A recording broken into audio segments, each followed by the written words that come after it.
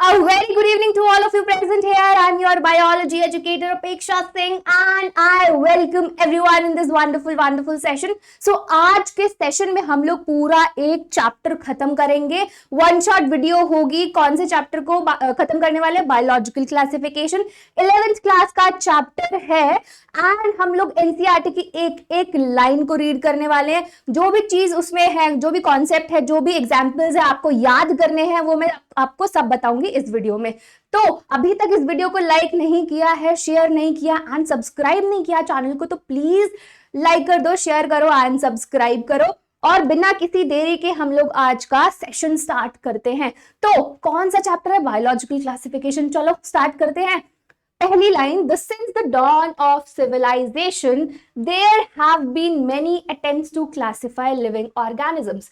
ठीक है, जैसे सिविलाइजेशन स्टार्ट हुई थी उस टाइम पे बहुत सारे अटेम्प्ट्स हुए कि कैसे क्लासिफाई करें लिविंग ऑर्गेनिजम्स को. Suppose we have group of living organism. अब हम उसको कैसे क्लासिफाई करेंगे कि इसको इस ग्रुप में डालना चाहिए, इसको इस ग्रुप में डालना चाहिए. कोई तो बेसिस होना चाहिए ना. ठीक है, It was done instinctively, not using criteria that were scientific. ठीक है, जो सबसे पहला क्लासिफिकेशन था लिविंग ऑर्गेनिज्म का उसमें कोई भी साइंटिफिक बेसिस नहीं था. उन्होंने ऐसे ही मतलब मन में आया कि अच्छा इनसे हमें खाना मिल रहा है तो हम लोगों ने उसको उस कैटेगरी में डाल दिया. मतलब कोई भी साइंटिफिक बेसिस नहीं था क्योंकि यार उस टाइम पे इतनी ज्यादा साइंस थी नहीं, टेक्नोलॉजी थी नहीं, क्लासिफिकेशन ही हो गया, बहुत बड़ी बात थी. तो जो पहला क्लासिफिकेशन हुआ था लिविंग ऑर्गेनिजम्स को क्लासिफाई करने के लिए वो साइंटिफिक नहीं था. उसको ऐसे ही रैंडमली उन्होंने मतलब रैंडमली जो भी उनको लगा सही है जिससे हमें खाना मिल रहा है, अगर हमें किसी से खाना मिल रहा है तो उसको हमने फूड वाले कैटेगरी में डाल दिया, शेल्टर वाली कैटेगरी में डाल दिया एंड क्लोथिंग वाली कैटेगरी में डाल दिया. ठीक है, तो यहां तक सब कुछ क्लियर है. यहां तक हम लोगों ने पढ़ लिया है 4 लाइनें. आगे बढ़ते हैं. आप देखो आपकी एनसीईआरटी क्या बोलती है. आपकी एनसीईआरटी बोलती है Aristotle was the earliest to attempt a more scientific basis. अब एरिस्टोटल, आपके अंकल एरिस्टोटल हैं, इन्होंने ये फर्स्ट थे जिन्होंने साइंटिफिक बेसिस यूज किया था. क्या किया था इन्होंने साइंटिफिक बेसिस यूज किया था. इन्होंने रैंडमली कुछ नहीं किया कि कोई भी आया, इंस्टिंक्टिवली यूज नहीं किया. इन्होंने साइंटिफिक बेसिस के हिसाब से क्लासिफाई किए लिविंग ऑर्गेनिजम्स को. बट इनका एक और चीज था, he use simple morphological characters. Morphological characters मतलब कैसे दिखते हो आप. ठीक है, उसके बेसिस पे इन्होंने 2 क्लासेस डिवाइड की. इन्होंने क्या क्लासिफाई किया? Plant into trees, shrubs and herbs. अच्छा, अब हम एरिस्टोटल की बात कर रहे हैं तो मैं यहां पे बताती हूँ एरिस्टोटल ने क्या किया. एरिस्टोटल ने क्या किया, 1 सेकेंड. ठीक है, सो आपके एरिस्टोटल अंकल ने क्या किया, इसने क्लासिफाई किया प्लांट्स एंड एनिमल्स. ठीक है, प्लांट्स और एनिमल्स में डिवाइड किया. अब प्लांट्स को on the basis of habitat कि कहाँ रहते हैं वो प्लांट्स आपको कहाँ मिलेंगे, उस बेसिस पे इन्होंने डिवाइड कर दिया प्लांट्स को हर्ब्स. ठीक है, किसमें क्लासिफाई किया? हर्ब्स में, देन श्रब्स में एंड ट्रीज में. करेक्ट, यहां पे भी यही लिखा हुआ है, characters to classify plants into trees, shrubs and herbs. खत्म. ठीक है, अब वो यहाँ पे एनिमल की बात कर रहे हैं. यहाँ पे एनिमल की बात करेंगे. He also divided animals into 2 groups. अब उसने एनिमल्स को भी 2 ग्रुप्स में डिवाइड किया. कौन कौन से ग्रुप्स थे? आपके 2 ग्रुप्स थे. सबसे पहले क्या था?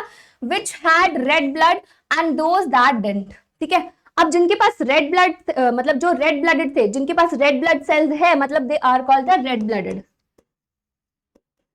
Red blooded.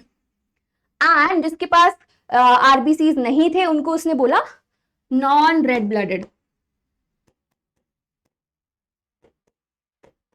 करेक्ट. तो ऐसे एरिस्टोटल ने क्लासिफाई किया लिविंग ऑर्गेनिजम्स को मॉर्फोलॉजिकल कैरेक्टर्स के बेसिस पे, प्लांट्स में और एनिमल्स में.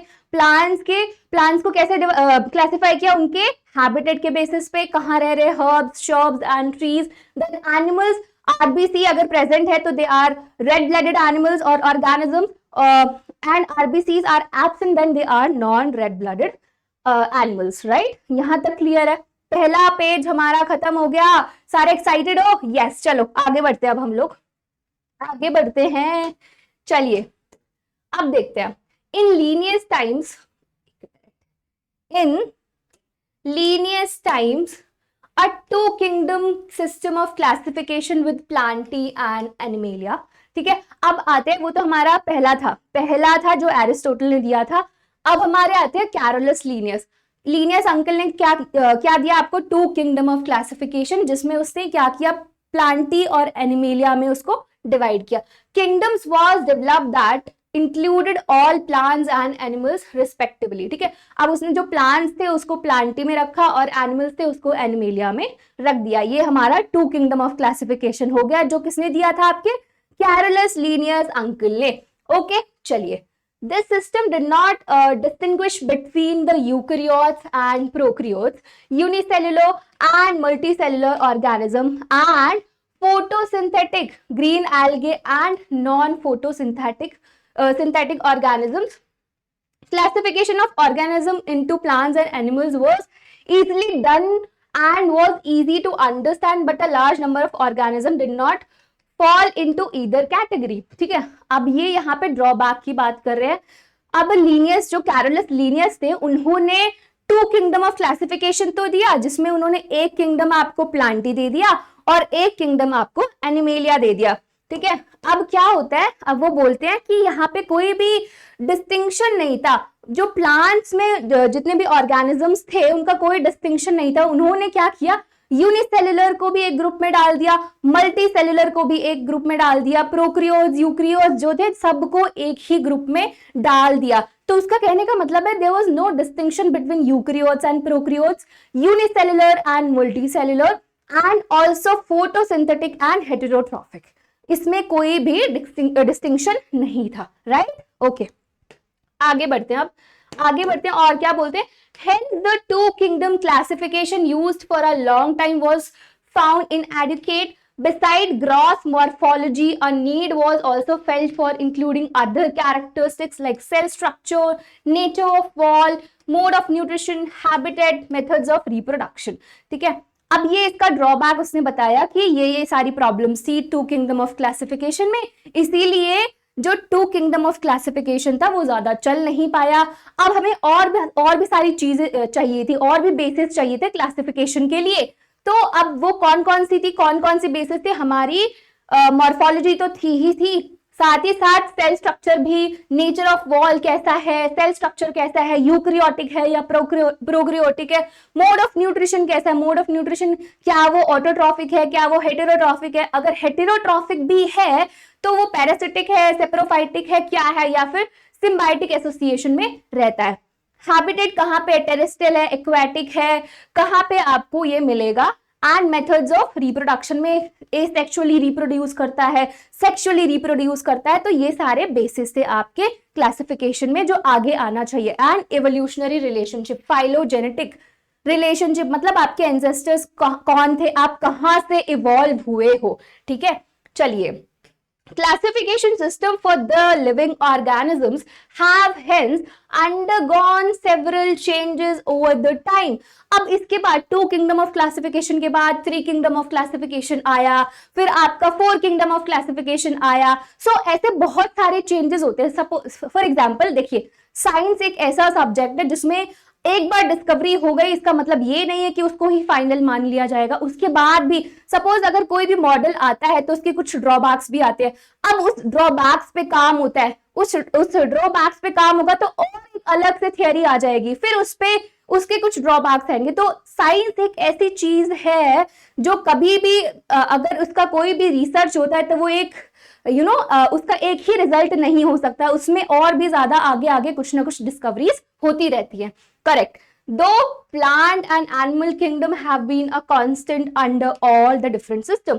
चलिए, the understanding of what group organism be included under this kingdom have been changing, the number and the nature of other kingdoms have also been understood differently by a different scientist over the time। ये आपको पढ़ने की जरूरत नहीं है, जो पढ़ने की जरूरत थी वो मैंने आपको बता दिया। तो इस पेज में हमने क्या पढ़ा? इस पेज में हमने पढ़ा कि कैरोलस लिनियस अंकल थे, उन्होंने 2 किंगडम ऑफ क्लासिफिकेशन दिया, प्लांटिया एंड एनिमेलिया। एंड उसके क्या ड्रॉबैक्स थे, उसमें ये था, ड्रॉबैक्स ये था कि उन्होंने unicellular and multi cellular and photosynthetic, heterotrophic, ये सारे जो थे उन्होंने एक ही ग्रुप में डाल दिया था। कोई भी डिस्टिंक्शन नहीं था between eukaryotes and prokaryotes, between unicellular and multi cellular organism. फिर इसको देखते हुए आगे भी बहुत सारे किंगडम्स आए, जिसमें क्या क्या बेसिस ऑफ क्लासिफिकेशन रखा गया कि आपका सेल स्ट्रक्चर कैसा है, मॉर्फोलॉजी कैसी है, फिर आपका मोड ऑफ न्यूट्रिशन कैसा है, हैबिटेट कैसा है, मेथड्स ऑफ रिप्रोडक्शन कैसे हैं। इन बेसिस पे आगे के क्लासिफिकेशन के बारे में हम नेक्स्ट पेज पे पढ़ने वाले हैं, राइट। ये टेबल पे मैं बाद में आऊंगी, इससे पहले हम लोग देखते हैं कि 5 किंगडम ऑफ क्लासिफिकेशन क्या है। 5 किंगडम ऑफ क्लासिफिकेशन क्या है, यहाँ पे जो 5 किंगडम ऑफ क्लासिफिकेशन है वो किसने दिया है, आर.एच. विटाकर ने। आर.एच. विटाकर ने दिया है। बट इससे पहले मैं आपको एक और चीज बताना चाहती हूँ कि 3 किंगडम ऑफ क्लासिफिकेशन भी था हमारे पास, 4 किंगडम ऑफ क्लासिफिकेशन भी था। तो मैं यहाँ पे लिख देती हूँ कि 3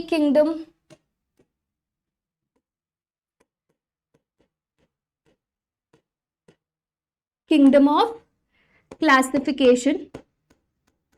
देखो, साइंटिस्ट के नाम याद रखना इज इंपॉर्टेंट, क्योंकि इनके साइंटिस्ट पूछ लिए जाते हैं, इसीलिए मैं बता रही हूँ। वैसे एनसीईआरटी में इतना नहीं दिया हुआ है, कहीं ना कहीं बीच में आ जाएगा, बट फिर भी मैं आपको यहाँ पे अलग से लिखवा दे रही हूँ। 3 किंगडम ऑफ क्लासिफिकेशन था, आपके अर्नेस्ट हैकेल ने दिया था। अर्नेस्ट हैकेल, इन्होंने एक और किंगडम ऐड किया था, आपके प्लांटिया और एनिमेलिया तो था ही, साथ में इन्होंने प्रोटिस्टा को ऐड किया था। ठीक है, प्रोटिस्टा को ऐड कर दिया था। तो ये आपका हो गया 3 किंगडम ऑफ क्लासिफिकेशन, जो किसने दिया था, आपके अर्नेस्ट हैकेल ने। करेक्ट।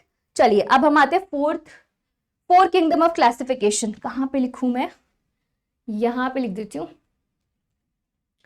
तो 4 किंगडम ऑफ क्लासिफिकेशन जो आपके दिए थे कोपलैंड ने, एंड इन्होंने हमारे पास क्या क्या हो गया था, मोनेरा, प्रोटिस्टा, प्लांटिया एंड एनिमेलिया तो था ही, साथ में इन्होंने मोनेरा ऐड कर दिया था। तो एडेड मोनेरा। तो 4 किंगडम ऑफ क्लासिफिकेशन में क्या आ गया हमारे पास, मोनेरा भी आ गया, प्रोटिस्टा भी आ गया, प्लांटी भी आ गया और एनिमेलिया भी आ गया है। 5 किंगडम ऑफ क्लासिफिकेशन तो हम लोग देख ही रहे हैं किसने दिया है, तो उसके बारे में हम लोग पढ़ते हैं। जो 5 किंगडम ऑफ क्लासिफिकेशन है वो किसने प्रपोज किया था, आपके आर.एच. विटाकर अंकल ने इन 1969। सो आर.एच. विटाकर अंकल ने आपका 5 किंगडम ऑफ क्लासिफिकेशन दिया था। RH. Whittaker 1969 proposed a 5 kingdom classification. The kingdom defined by him were named Monera, Protista, Fungi, Plantae and Animalia. तो ये हमारे 5 किंगडम ऑफ क्लासिफिकेशन में कौन कौन से आ गए, मोनेरा आ गया, प्रोटिस्टा आ गया, प्लांटी आ गया एंड एनिमेलिया आ गया। अब the main criteria for classification used by him included, ये बहुत ज्यादा इंपॉर्टेंट है, ये बहुत ज्यादा इंपॉर्टेंट लाइन है, बिकॉज यहाँ से क्वेश्चन बन के आ जाता है कि आपका जो 5 किंगडम ऑफ क्लासिफिकेशन था वो किस बेसिस पे क्लासिफाई किया गया था, क्या बेसिस था उनके क्लासिफिकेशन का, राइट। तो यहाँ पे ये ध्यान से देखना, और मैं यहाँ पे हाईलाइट भी कर रही हूँ, स्टार भी लगाऊंगी क्योंकि ये इंपॉर्टेंट टॉपिक है। The main criteria for classification used by him include cell structure, ठीक है, सेल स्ट्रक्चर, बॉडी ऑर्गेनाइजेशन कैसा है आपका, मोड ऑफ न्यूट्रिशन क्या है, हेटेरोट्रॉफिक है, ऑटोट्रॉफिक है, रिप्रोडक्शन कैसे हो रहा है, सेक्सुअल रिप्रोडक्शन हो रहा है या फिर एसेक्सुअल रिप्रोडक्शन हो रहा है, एंड फाइलोजेनेटिक रिलेशनशिप। ये जो एक बेसिस था ये बहुत ज्यादा इंपॉर्टेंट था क्लासिफिकेशन में, इसी वजह से जो 5 किंगडम ऑफ क्लासिफिकेशन था वो वाइडली एक्सेप्टेड था, राइट। अगर आपसे कोई क्वेश्चन पूछे कि which classification is widely accepted, तो आपका आंसर आएगा 5 kingdom of classification by R H. Whittaker, right. Okay, यहां पे मैं स्टार लगा देती हूं क्योंकि ये इंपॉर्टेंट है। परफेक्ट। चलिए आगे बढ़ते हैं हम लोग। अब आते हैं यहाँ पे table 2.1 gives a comparative account of different characteristics of 5 kingdom of classification, right. अब हम यहाँ पे आते हैं, अब हम इस टेबल को देखते हैं। ये यहाँ पे टेबल के बारे में हम लोग थोड़ा सा जानते हैं कि आखिर ये टेबल में क्या चल रहा है। देखिए यहाँ पे आपके कैरेक्टर्स है, यहाँ पे आपके सारे पांचों किंगडम है, Monera, Protista, Fungi, Plantae and Animalia. पहला कैरेक्टर जो है वो है सेल टाइप। पहला कैरेक्टर क्या है आपका? Cell type. कि आपका सेल टाइप कैसा है? सेल टाइप कैसा है? क्या वो प्रोक्रियोटिक है, क्या वो यूक्रियोटिक है? अब प्रोक्रियोटिक यूक्रियोटिक जानने से पहले आपको पता होना चाहिए आखिर में इन टर्म्स का मतलब क्या है। Prokaryotic means they do not have well defined nucleus और न्यूक्लियर मेम्ब्रेन, और जो ऑर्गेनल्स होते हैं उसमें they do not have membrane bound organelles, so उनको हम बोलते हैं प्रोक्रियोटिक। अगर यूक्रियोटिक की बात करूंगी तो eukaryotic they have well defined nucleus, also they have well defined nuclear membrane, also they have membrane bound organelles, so उनको हम बोलते हैं यूक्रियोटिक। सेल टाइप देखते हैं मोनेरा में कैसा है। तो मोनेरा में जो सेल टाइप है दैट इज प्रोक्रियोटिक, मतलब they do not have well defined nucleus as well as nuclear membrane, और ऑर्गेनल्स भी मेम्ब्रेन बाउंड नहीं होंगी, राइट, क्लियर। प्रोटिस्टा में कैसे है? यूक्रियोटिक। यूक्रियोटिक मतलब they have well defined nucleus, nuclear membrane भी होगा। फंजाई में कैसे? यूक्रियोटिक। प्लांटी में यूक्रियोटिक, एनिमेलिया में भी यूक्रियोटिक है। पहला कैरेक्टर हमारा खत्म। दूसरे पे आते हैं सेल वॉल। अब जो सेल वॉल है वो कैसे बनी है? पहली बात तो प्रेजेंट है, और प्रेजेंट है तो किससे मिलके बनी हुई है, और अगर एब्सेंट है तो किसमें एब्सेंट है, राइट। तो यहाँ पे हम देखेंगे कुछ किंगडम में जो है सेल वॉल आपकी एब्सेंट होती है। तो पहली मोनेरा में देखते हैं मोनेरा में क्या है। सो जो सेल वॉल है वो प्रेजेंट है, और कैसे बनी हुई है, किस चीज से बनी हुई है? Non cellulosic polysaccharide plus amino acid, मतलब पेप्टिडोग्लाइकन से आपकी सेल वॉल जो है बनी हुई है, करेक्ट। प्रोटिस्टा में प्रेजेंट इन सम कुछ में प्रेजेंट है, कुछ में नहीं है। जो फंजाई है, फंजाई में जो है आपकी सेल वॉल काइटिन से मिलके बनी हुई है, काइटिन। इंपॉर्टेंट ये भी क्वेश्चन पूछ लेते हैं कि फंजाई की जो सेल वॉल है वो किससे बनी होती है, तो आपका आंसर आ जाएगा काइटिन। प्लांटी में प्रेजेंट होती है, सेलुलोज से बनी होती है, सेलुलोसिक। एनिमल्स में एब्सेंट होती है, जैसे मैंने बोला कि कुछ किंगडम में जो है सेल वॉल आपकी एब्सेंट होती है, सिर्फ प्लाज्मा मेम्ब्रेन प्रेजेंट होता है, तो वो आपका है एनिमेलिया, जिसमें सेल वॉल प्रेजेंट नहीं होती है। दूसरा कैरेक्टर भी खत्म हो गया। तीसरे पे आते हैं न्यूक्लियर मेम्ब्रेन। तो अब कोई भी ऑर्गेनिज्म जो है वो प्रोक्रियोटिक होगा तो न्यूक्लियर मेम्ब्रेन तो प्रेजेंट नहीं होगा, यही तो डेफिनेशन थी प्रोक्रियोटिक की एंड यूक्रियोटिक की, यही डेफिनेशन होती है ना। तो अगर ये प्रोक्रियोटिक है तो इसमें न्यूक्लियर मेम्ब्रेन एब्सेंट होगा, सही है ना, बिल्कुल सही बात बोल रही हूँ, यस। चलिए आगे बढ़ते हैं। प्रोटिस्टा में प्रेजेंट होगी क्योंकि यूक्रियोटिक है, इसमें भी प्रेजेंट होती है ये क्योंकि यूक्रियोटिक है, प्रेजेंट एंड प्रेजेंट। हमारा तीसरा कैरेक्टर भी यहाँ पे खत्म हो गया, राइट। चलिए बॉडी ऑर्गेनाइजेशन। बॉडी ऑर्गेनाइजेशन में हमें देखना है कि बॉडी ऑर्गेनाइजेशन मतलब सेलुलर है, यूनिसेलुलर है, मल्टी सेलुलर है, और अगर सेलुलर भी है तो टिश्यू बना रहा है या नहीं।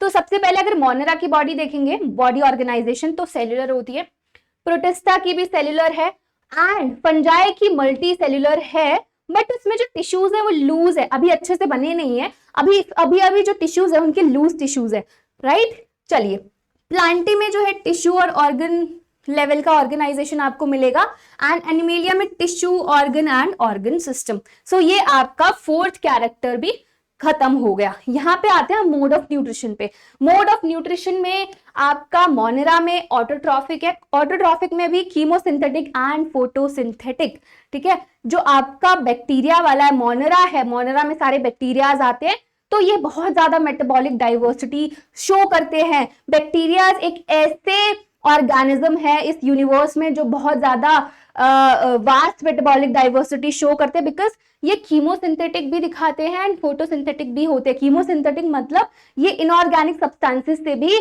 एनर्जी निकाल सकते हैं या प्रोड्यूस कर सकते हैं। एंड हेटेरोट्रॉफिक, हेटेरोट्रॉफिक मतलब जो दूसरे ऑर्गेनिजम्स पे डिपेंडेंट होते हैं, उसमें भी they are saprophytic and parasitic. तो जो बैक्टीरियाज है, जो हमारा मोनेरा में जितने भी ऑर्गेनिजम्स आते हैं, दे show a diverse, they show metabolic diversity, right, correct. चलो प्रोटिस्टा पे आते हैं हम लोग। प्रोटिस्टा का अगर मोड ऑफ न्यूट्रिशन की बात करेंगे तो दे आर ऑटोट्रॉफिक, ऑटोट्रॉफिक में फोटोसिंथेटिक होते हैं, एंड हेटेरोट्रॉफिक मतलब डिपेंडेंट होते हैं दूसरे ऑर्गेनिजम्स पे फूड के लिए। Next we have fungi. Fungi तो हेटेरोट्रॉफिक ही होते हैं, उसमें भी they are saprophytic and parasitic. फिर आते हैं प्लांटी पे। प्लांटी ऑटोट्रॉफिक होते हैं, फोटोसिंथेटिक होते हैं because they have pigment which is chlorophyll, जो क्या करते हैं फोटोसिंथेसिस में हेल्प करते हैं। फिर एनिमेलिया तो हेटेरोट्रॉफिक होते हैं, वो दूसरे ऑर्गेनिजम्स पे डिपेंड करते हैं खाने के लिए, एंड उसमें भी होलोजोइक एंड सेपरोफाइटिक। सो ये आपका टेबल यहाँ पे खत्म होता है। और ये किसका था, 5 किंगडम ऑफ क्लासिफिकेशन को डिफरेंशिएट किया है पांचों किंगडम में, किस किस के बेसिस पे, जो जो भी कैरेक्टर्स है उनके बेसिस पे हम लोगों ने डिफरेंशिएट किया है पांचों किंगडम्स के बीच में। चलिए यहाँ पे हो गया 5 किंगडम ऑफ क्लासिफिकेशन हो गया। अब आते हैं हम लोग 6 किंगडम ऑफ क्लासिफिकेशन। देखिए 5 kingdom of classification is widely accepted, ठीक है, बट इसके बाद भी एक किंगडम ऑफ क्लासिफिकेशन आया जो था 6 किंगडम ऑफ क्लासिफिकेशन, जिसको दिया था कार्ल वूस ने। कार्ल वूस ने आपके 6 किंगडम ऑफ क्लासिफिकेशन दिया था, और उसने क्या किया, उसने कुछ अलग ही कर दिया। उसने 3 डोमेन्स में डिवाइड किया ऑर्गेनिजम्स को। जो 3 डोमेन से आपके थे आर्की, फिर उसने डिवाइड किया प्रोक्रिया एंड यूक्रिया, ठीक है। ये आपके 3 डोमेन्स है। तो यहां पे आपको दिख रहा होगा, यहाँ पे जो लिखा हुआ है ये The 3 domain system has also been proposed। ये यहाँ पे 6 किंगडम ऑफ क्लासिफिकेशन की बात कर रहे हैं, जो किसने दिया था, कार्ल वूस ने दिया था। That divides the kingdom Monera into 2 domains, leaving the remaining eukaryotic kingdom in the 3rd domain। तो अगर मैं इसका क्लासिफिकेशन करूं, उसने बोला मैं 3 डोमेन्स में डिवाइड करूंगा और फिर उसके बाद किंगडम्स लाऊंगा। तो यहाँ पे 1 मिनट, यहां पे आपके आ जाएंगे आर्की बैक्टीरिया,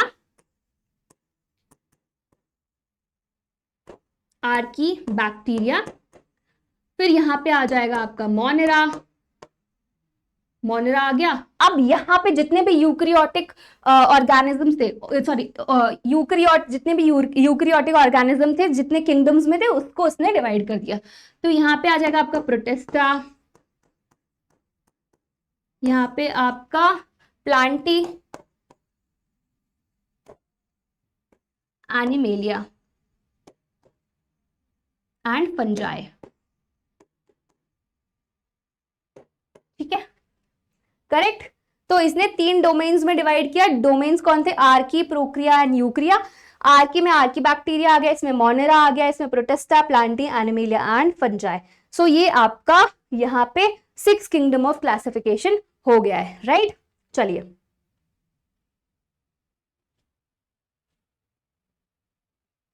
चलो, and thereby a 6 kingdom classification you will learn about this system in detail at higher classes। ठीक है, आप हायर क्लासेस में जाके पढ़ेंगे, यहाँ पे पढ़ने की जरूरत नहीं है, बस इतना जान लो कि एक और किंगडम ऑफ क्लासिफिकेशन था जो 6 था। वैसे इसके बारे में ज्यादा पढ़ना नहीं है, बस आपको साइंटिस्ट का नाम पता होना चाहिए जिसने दिया है, कार्ल वूस ने। ये कभी कभी क्वेश्चन पूछ लिया जाता है, इसीलिए मैंने आपको बता दिया है, राइट। चलिए अब आगे देखते हैं, let us look at this 5 kingdom classification.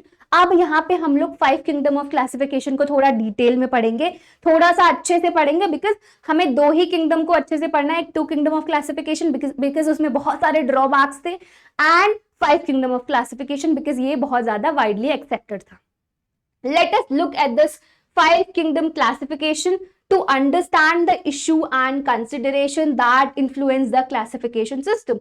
Earlier classification system includes bacteria, blue-green algae, fungi, mosses, ferns, gymnosperm and the angiosperm under the plants। यहाँ पे कौन से किंगडम की बात हो रही है, यहाँ पे 2nd किंगडम ऑफ क्लासिफिकेशन की बात हो रही है, जो मैंने ऑलरेडी आपको बताया कि वहां पे क्या किया था उन्होंने, सारे ही जितने भी यूनिसेल्युलर हो गए, प्रोक्रियोट्स हो गए, यूक्रियोट्स हो गए, और आपके मल्टी सेल्युलर ऑर्गेनिजम्स हो गए, डाइनोफ्लैजुलेट्स जितने भी थे, सारे उन्होंने प्लांट के अंडर डाल दिया था। कोई भी ऐसा डिस्टिंक्शन उनके बीच में नहीं था। The character that unified this whole kingdom was that all the organism include had a cell wall in their cells।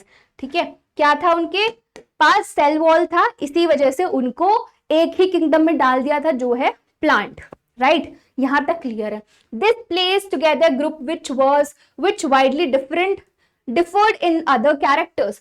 देखिए उनका एक ही बेसिस ऑफ क्लासिफिकेशन था, जो सेकेंड हम 2 किंगडम ऑफ क्लासिफिकेशन की बात कर रहे हैं, जो आपके कैरोलस लीनियस ने दिया था। उन्होंने क्या किया था, उन्होंने सारे जितने भी यूनिसेलुलर मल्टी सेलुलर एक ही में डाल दिया था, बस एक ही बेसिस लेकर कि उनके पास सेल वॉल प्रेजेंट है, तो इसने उनको प्लांट वाले उसमें डाल दिया था, कैटेगरी में डाल दिया था, और सारे कैरेक्टर्स उसने कंसिडर नहीं किए थे। It brought together the prokaryotic bacteria and the blue green algae, cyanobacteria with other groups which were eukaryotic.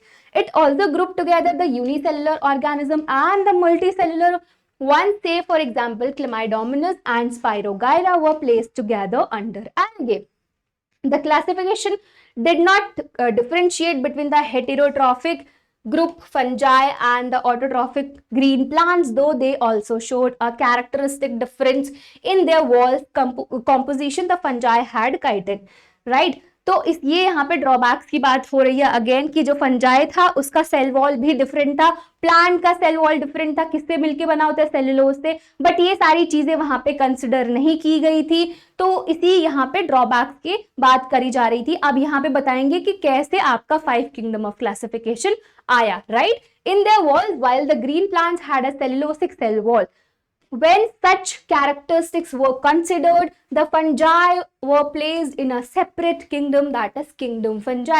यहाँ से fungi आपके 5th kingdom of classification में आता है, जब उसका सेल वॉल का स्ट्रक्चर देखा गया कि वो किससे मिलके बना हुआ है, मतलब कॉम्पोजिशन क्या है सेल वॉल की, काइटिन है, और प्लांट्स की क्या होती है, सेलुलोज की होती है, तो उसके बेसिस पे फिर फंजाई को एक अलग किंगडम में रखा गया।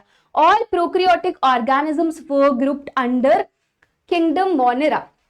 जो भी प्रोक्रियोटिक ऑर्गेनिजम्स थे या फिर unicellular, prokaryotic plus unicellular organisms थे, उनको मोनेरा के अंदर रखा गया, and the unicellular eukaryotic organism were placed in the kingdom protista, and जो आपका यूनिसेलुलर यूकैरियोटिक ऑर्गेनिजम्स थे उनको आपको प्रोटिस्टा के अंदर रखा गया यहाँ पे, correct? Kingdom Protista has brought together Chlamydomonas, Chlorella plants and both with Paramecium and Amoeba. It has put together organism which in earlier classification were placed in different kingdoms. अब प्रोटिस्टा में क्या था, प्रोटिस्टा को कैसे उसने differentiate किया था R.H. Whittaker ने? R.H. Whittaker का कहना था कि प्रोटिस्टा में वही ऑर्गेनिजम्स आएंगे जो आपके यूकैरियोटिक है एंड यूनिसेलुलर है। तो प्रोटिस्टा में क्या हुआ, बहुत सारे ऑर्गेनिज्म जो पहले आपके प्लांटी में थे अब वो आपके प्रोटिस्टा में आ गए because of this characteristic which is unicellular and prokaryotic. This happened because the criteria for classification changed. The kind of understanding of characteristics and evolutionary relationship over time.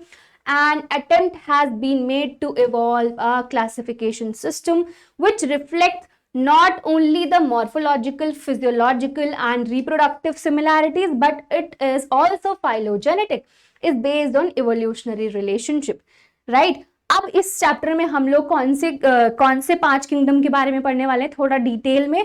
5 kingdom में Monera, Protista, Fungi, Plantae and Animalia, इन 5 के बारे में हम लोग detail में पढ़ने वाले हैं। तो अभी तक आपने जो भी पढ़ा वो सारी कहानी थी, ये सारा इंट्रोडक्शन वाला पार्ट था। आई होप ये आपको यहाँ तक सब कुछ क्लियर हो गया होगा। अभी तक हम लोगों ने क्या पढ़ा, थोड़ा सा रिकैप दे देती हूँ, थोड़ा बता देती हूँ क्या क्या पढ़ लिया हम लोगों ने।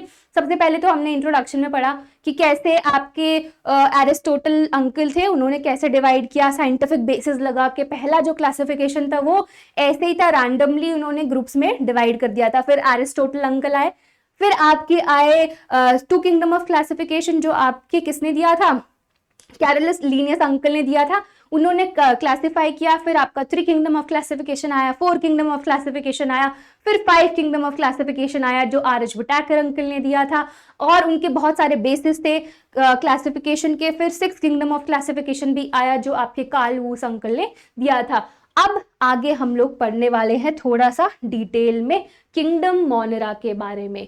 किंगडम मोनेरा के बारे में थोड़ा सा डिटेल में पढ़ेंगे। So yes, I hope you guys are excited. जोश कम नहीं होना चाहिए। आई नो आज थोड़ा सा बड़ा हो जाएगा ये चैप्टर, एक ही बारी में खत्म करने वाले, बट पानी की बोतल, पेंसिल, ज्योमेट्री बॉक्स और एनसीईआरटी की बुक, नोटबुक अपने साथ रखिए। अगर नींद आ रही है तो प्लीज पानी पी लीजिए, पर आज हम लोग ये चैप्टर खत्म करेंगे। चलिए अब हम आते हैं किंगडम मोनेरा पे। किंगडम मोनेरा पढ़ना है। सो पहली बात, किंगडम मोनेरा स्टार्ट करने से पहले आपको ये पता होना चाहिए कि इस ग्रुप में ऑर्गेनिजम्स कौन कौन से आएंगे। तो पहले मैंने जैसे बताया कि मोनेरा में सारे कौन से बैक्टीरिया, जितने भी बैक्टीरिया है वो आपके किंगडम मोनेरा में है। तो इसका मतलब क्या हुआ, आपके यूनिसेल्युलर प्लस प्रोकैरियोट्स जो हैं आपके मोनेरा में आएंगे। तो यूनिसेल्युलर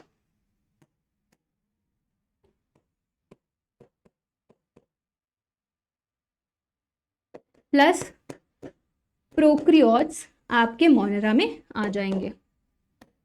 चलिए अब आगे रीड करते हैं एनसीईआरटी को।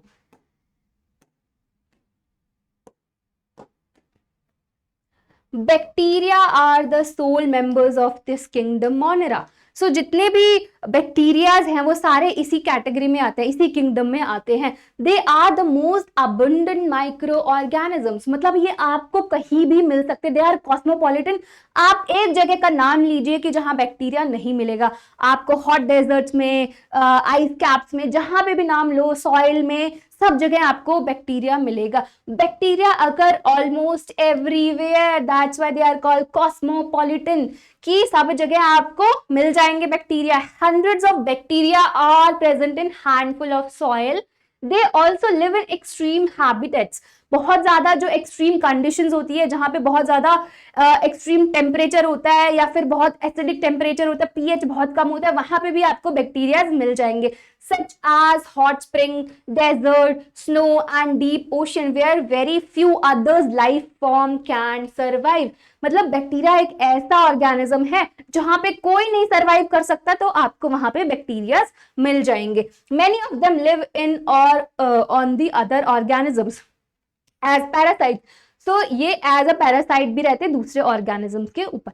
यहाँ पे सब कुछ क्लियर हो गया। यहाँ पे मैंने बात करी सबसे पहले यूनिसेलुलर और प्रोकैरियोट्स होते हैं, सब जगह पे प्रेजेंट होते हैं, they are present everywhere, they are cosmopolitan. एक जगह का नाम लो जहां पे बैक्टीरिया प्रेजेंट नहीं है।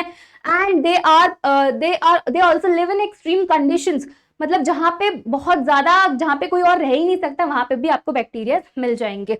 Bacteria are grouped under 4 categories based on their shape. The spherical, यहाँ पे अब आते हैं, यहाँ पे थोड़ा सा लिखने वाला काम होगा। जो बैक्टीरिया हैं उनको 4 कैटेगरीज में डिवाइड किया गया है, किस बेसिस पे, शेप की बेसिस पे, कि उनका शेप कैसा है। तो पहला जो बैक्टीरिया है, जो पहले बैक्टीरिया की बात हो रही है वो है कोकस।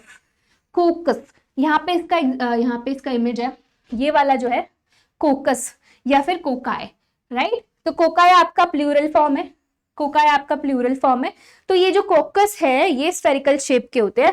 एंड इसमें दे आर नॉन मोटाइल, इनमें फ्लैजेला प्रेजेंट नहीं होता। तो यहाँ पे मैं लिख दूं दे आर नॉन मोटाइल,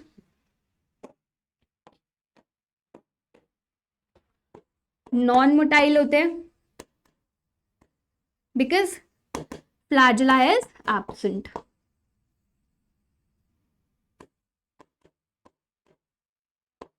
ठीक है, ये आपके स्फेरिकल शेप के होते हैं। दूसरे पे आते हैं हम, दूसरे बैक्टीरिया पे आते हैं।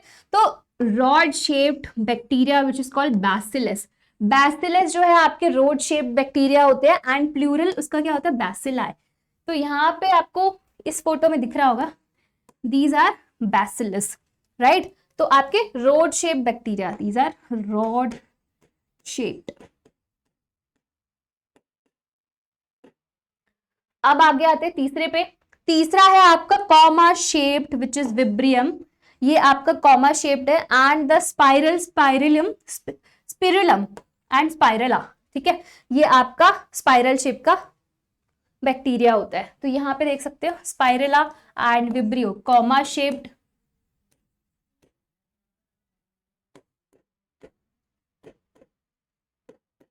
ठीक है, एंड ये स्पाइरल। तो ये आपका बैक्टीरिया को डिवाइड किया है। ठीक है, आपको बैक्टीरिया को डिवाइड किया गया है किस बेसिस पे, शेप्स के बेसिस पे। अब आगे बढ़ते हैं, चलिए आगे बढ़ते हैं। दो the bacterial structure is very simple, बोलता है कि बैक्टीरिया का जो स्ट्रक्चर है वो बहुत ज्यादा सिंपल होता है। They are very complex in behaviour, मतलब वही वाली बात हो गई कि मैं दिखता तो बहुत सीधा साधा हूँ, बट अंदर से मैं बहुत ज्यादा शैतान बच्चा हूँ। तो ऐसे ही बैक्टीरिया हमारा है, वो बहुत ज्यादा अंदर से शैतान बच्चा है, दिखने में बहुत ज्यादा भोला भाला है। They are very complex in behaviour compared to many other organisms. Bacteria as a group show the most extensive metabolic diversity. जैसे मैंने आपको बताया था कि जो बैक्टीरियाज होते हैं वो बहुत ज्यादा मेटाबॉलिक डाइवर्सिटी शो करते हैं। क्या रीजन है इसका, क्या रीजन है? Some of the bacterias are autotrophic, वो ऑटोट्रॉफिक भी होते हैं, that means they can synthesize their own food and from inorganic substances. They may be photosynthetic autotrophic और chemosynthetic autotrophic. photosynthetic autotrophic मतलब अगर इनके पास पिगमेंट प्रेजेंट है तो वो फोटोसिंथेसिस कर सकते हैं। बाकी ये कीमोसिंथेटिक मतलब इनऑर्गेनिक सब्सटेंसेस से भी ये एनर्जी ले सकते हैं या फूड बना सकते हैं। The vast majority of bacteria are heterotrophs, जो मोस्टली इनका जो वास्ट मतलब मोस्टली जो बैक्टीरियाज होते हैं दे आर हेटेरोट्रॉफिक। उसमें भी हेटेरोट्रॉफिक का मतलब होता है they are dependent on other organisms and dead organic matter. Dead organic matter की यहाँ पे बात हो रही है तो ये they are heterotrophic, they are heterotrophic.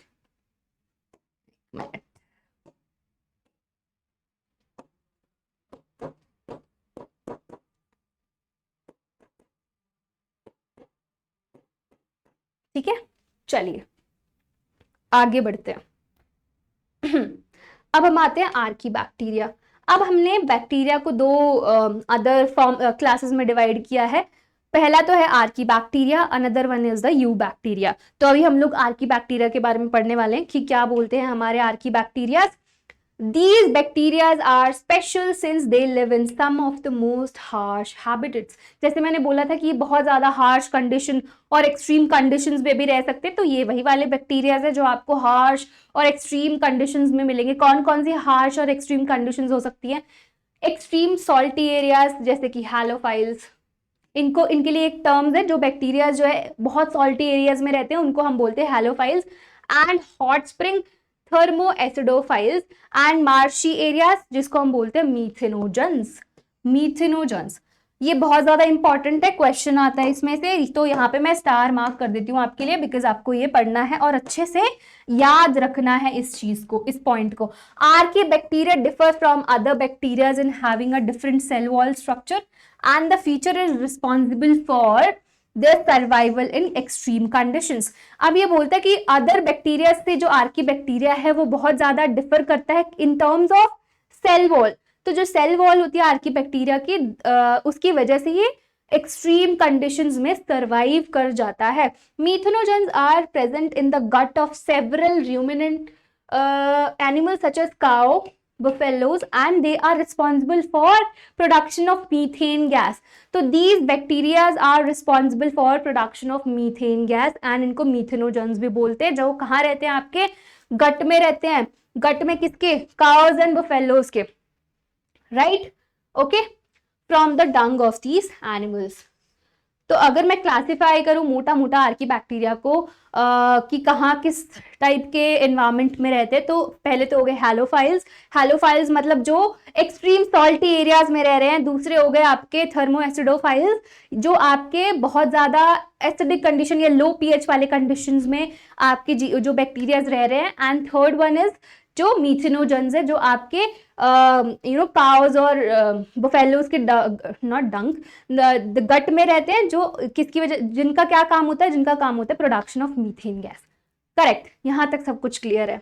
चलिए आगे बढ़ते हैं। अब हम आते हैं यू बैक्टीरिया पे। यू बैक्टीरिया के बारे में आप पढ़ना है। चलिए शुरू करते हैं यू बैक्टीरिया। तो there are thousand of different eubacteria. Okay, These U bacteria are also called the true bacteria। इनका एक और नाम है। तो अगर क्वेश्चन पूछा जाए कि कौन से बैक्टीरिया का नाम ट्रू बैक्टीरिया है, तो आपका क्या आंसर होगा? You bacteria. Correct. They are characterized by the presence of rigid cell wall। इनकी जो सेल वॉल होती है काफी रिजिड होती है। And if motile flagella is present. अगर मोटाइल हो, अगर मूवमेंट दिखाते हैं तो मतलब फ्लैजुला प्रेजेंट होगा। The cyanobacteria, also referred to as a blue-green algae, have chlorophyll A similar to green plants and are photosynthetic autotroph। ये आपका एग्जाम्पल है यू बैक्टीरिया में जो जो यहाँ पे किसकी बात कर रहे हैं, साइनोबैक्टीरिया का, जिसको हम बोलते हैं ब्लू ग्रीन एल्गे, जिसका दूसरा नाम क्या है, ब्लू ग्रीन एल्गे। उसके पास कौन सा पिगमेंट है, क्लोरोफिल ए, जो किसके जैसा है, जो प्लांट्स होते हैं ऑलमोस्ट उसके जैसा सिमिलर है। That's why they are photosynthetic autotrophs, that means they can synthesis their own food, right. The cyanobacteria are unicellular, these cyanobacteria they are unicellular. Colonial मतलब कॉलोनीज में रहते हैं। यूनिसेलुलर, यूनिसेलुलर मतलब एक सेल के मिलके बने होते हैं। फिलामेंटस, फिलामेंट के फॉर्म में होते हैं, राइट। फ्रेश वाटर, इनका हैबिटेट जो है वो फ्रेश वाटर और मरीन भी हो सकता है। और terrestrial algae.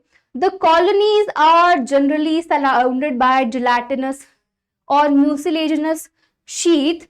They often form blooms in polluted water bodies. Some of these organisms can fix atmospheric nitrogen in specialized cells called heterocysts. Example is nostoc and anabina. Chemosynthetic autotroph bacteria oxidize various inorganic substances such as nitrates, nitrites, and ammonia and use the released energy for the ATP production. They play a great role in recycling nutrients like nitrogen, phosphorus and iron and sulphur. ये तो हमने reading कर ली। अब यहाँ पे थोड़े points निकाल लेते हैं, इसके थोड़े पॉइंट्स निकालते हैं। सबसे पहले ये कॉलोनी में रहते हैं, दे आर यूनिसेलुलर, राइट। और यहाँ पे एक एग्जाम्पल की बात हुई है, यहाँ पे एक एग्जाम्पल की बात हुई है। सबसे पहले जो इनकी कवरिंग होती है, it is made up of the colonies are surrounded by a gelatinous sheath. तो ये जो है दिस इज जिलेटिनस और म्यूसिलेजिनस शीथ, ये वाला, करेक्ट। ये हेटेरोसिस्ट है जो किसमें करते हैं, नाइट्रोजन फिक्सेशन में।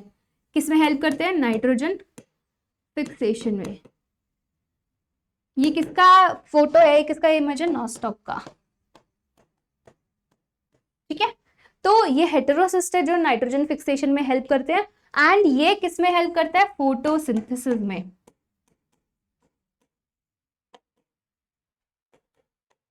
ठीक है। किसमें हेल्प करते हैं ये, फोटोसिंथेसिस में, करेक्ट। यहां पे सब कुछ समझ में आ गया, सब कुछ समझ में आ गया, एक बार देख लो जरा।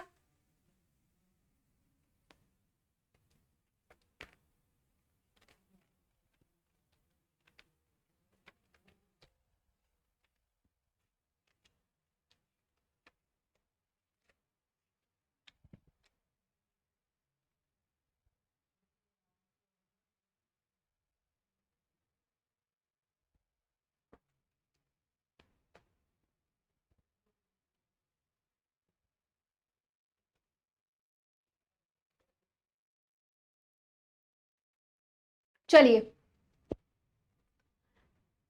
अब आते हैं हेटेरोट्रॉफिक बैक्टीरिया पे। हेटेरोट्रॉफिक बैक्टीरिया और एक minute, heterotrophic bacteria are most abundant in nature. The majority are important decomposers. Many of them have significant impact on human affairs. They are helpful in making curd from milk, production of antibiotic, fixing nitrogen in legume. तो ये आपका यहाँ पे खत्म होता है, खत्म तो नहीं होता, बट यू बैक्टीरिया यहाँ पे इसके कैरेक्टरिस्टिक्स आ गए। अब हम देखेंगे यहाँ पे ये कैसे रिप्रोड्यूस करता है, जो आपका बैक्टीरिया है वो कैसे रिप्रोड्यूस करता है। Some are pathogen causing damage to human beings, crops, farm animals and pets. Cholera, typhoid, tetanus, citrus, as well as are well known disease caused by different bacteria. These are the disease जो कौन करता है, bacteria. Bacteria reproduce mainly by fission, ठीक है। reproduction is mainly by fission. Sometime under unfavorable condition they produce spores. They also reproduce by sort of sexual reproduction by adopting a primitive type of DNA transfer from one bacterium to another, right? The mycoplasma are organism that completely lack a cell wall. ये बहुत ज्यादा important point है, बहुत ज्यादा important point है। ये question पूछ लिया जाता है कि कौन सा बैक्टीरिया जो लैक करता है cell wall. They are the smallest living cell known and can survive without oxygen. Many mycoplasma are pathogenic in animals and plant. तो यहाँ पे आपका किंगडम मोनेरा खत्म होता है। तो एक बार मैं रिवाइज करा देती हूँ। किंगडम मोनेरा में हम लोगों ने क्या पढ़ा? किंगडम मोनेरा में सबसे पहले हम लोगों ने पढ़ा कि कौन से ऑर्गेनिजम्स आते हैं। आपके आते हैं bacterias. Bacterias are the sole member of the kingdom Monera. And कौन क्या कैसे होते हैं? They are unicellular and prokaryotes. फिर हमने क्लासिफाई किया है किंगडम मोनेरा को दो पार्ट्स में, Archie bacteria and you bacteria. Archie bacteria जो है वो काफ़ी एक्सट्रीम कंडीशंस में रह सकते हैं, एक्सट्रीमली सॉल्टी एरियाज में, हैलोफाइल्स, थर्मोएसिडोफाइल्स एंड मीथेनोजेंस। फिर हम आते हैं आपके यू बैक्टीरिया में। यू बैक्टीरिया को हम ट्रू बैक्टीरिया भी बोलते हैं। यू बैक्टीरिया को फर्दर हम लोगों ने दो पार्ट्स में डिवाइड किया है। First is a cyanobacteria, another one cyanobacteria which is also called the blue green algae, and दूसरा हो गया हमारा माइकोप्लाज्मा। तो साइनोबैक्टीरिया के बारे में कि दे आर यूनिसेलुलर कॉलोनीज में रहते हैं। फिर उसके बाद मतलब हैबिटेट क्या है इनका? एक्वेटिक, फ्रेश वाटर, मरीन और टेरेस्ट्रियल भी हो सकते हैं। And they have the covering which is called the gelatinous और म्यूसिलेजिनस शीट होती है। And they can also help in nitrogen fixation because of the specialised cells heterocyst. यहाँ पे आपको मैंने बता दिया कौन से हेटेरोसिस्ट है, ये वाले हेटेरोसिस्ट है। And they show a metabolic diversity because they can be photosynthetic, chemosynthetic, and they can be heterotrophic. Yes, so ये ज़्यादा metabolic diversity show करते हैं। Also ये सेक्सुअली भी रिप्रोड्यूस करते हैं, एसेक्सुअल रिप्रोडक्शन भी होता है। बट जो मेनली बैक्टीरिया जो रिप्रोड्यूस करता है वो किसके थ्रू होता है? Binary fission, right? Binary fission के थ्रू। तो यहाँ पे आपका मोनेरा, किंगडम मोनेरा खत्म होता है। अब हम आते हैं किंगडम प्रोटिस्टा पे। अब हम आते हैं किंगडम प्रोटिस्टा पे। तो चलिए शुरू करते हैं आपका किंगडम प्रोटिस्टा।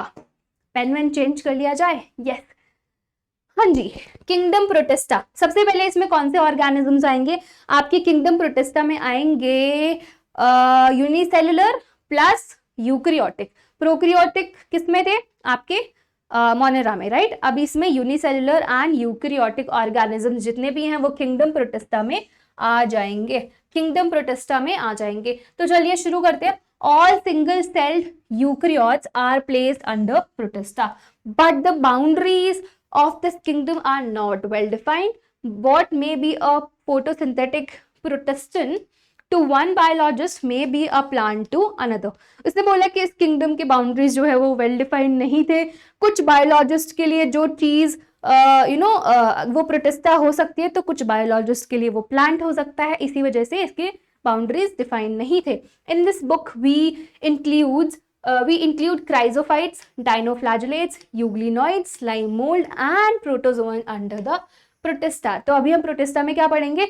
हम लोग प्रोटिस्टा में पढ़ने वाले क्राइजोफाइट्स के बारे में, डाइनोफ्लैजेलेट्स के बारे में, देन स्लाइम मोल्ड्स के बारे में, फिर आपके यूग्लिनॉइड्स के बारे में एंड प्रोटोजोन के बारे में इसमें किसमें? प्रोटिस्टा के अंडर पढ़ने वाले हैं। Members of Protista are primarily aquatic. Aquatic है, आपको फ्रेश वाटर में भी मिल जाएंगे, मरीन वाटर में भी मिल जाएंगे। This kingdom forms a link with other dealing with the plants, animals and fungi. इसीलिए हम लोग इनको बोलते हैं, इसको 3 पार्ट्स में हम लोगों ने डिवाइड किया है। इसको अभी मैं एक्सप्लेन करूंगी यहाँ पे। Being eukaryote, the protestant cell body contain a well defined nucleus. Eukaryotic है मतलब वेल डिफाइंड न्यूक्लियस होगा। And other membrane bound organelles भी प्रेजेंट होगा। सम हैव फ्लैजुला, अगर मोटाइल है तो फ्लैजुला भी प्रेजेंट होगा, सीलिया भी प्रेजेंट हो सकता है। Protist reproduce asexually and sexually by process involving a cell fusion and zygote formation. तो ये तो जनरल कैरेक्टरिस्टिक था आपके प्रोटिस्टा के बारे में। यहाँ पे हम लोग एक लाइन थी, यहाँ पे एक लाइन थी, हाँ जी, दिस किंगडम, ये वाली, एक मिनट, ये वाली, this kingdom forms a link with the other dealing with plant, animals and fungi. तो ये लाइन मैं आपको थोड़ा सा बता देती हूँ। यहाँ पे अगर, एक मिनट, ठीक है, तो यहाँ पे अगर मैं प्रोटिस्टा की बात करूं, ये लिंक बनाता है, तो इसको हम बोलते हैं प्रोटिस्टन एल्गे,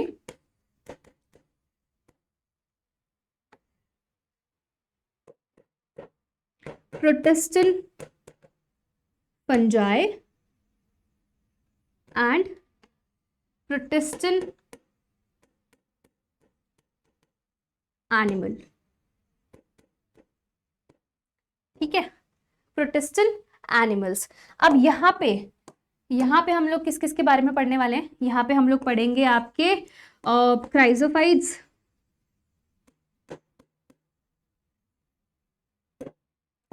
डाइनोफ्लैजेलेट्स,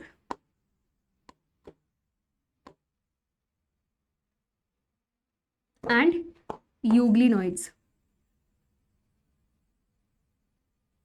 इसको हमने किस कैटेगरी में डाला है? प्रोटिस्टन एल्गे में। अब यहाँ पे प्रोटिस्टन फंजाई में हम पढ़ेंगे स्लाइम मोल्ड को।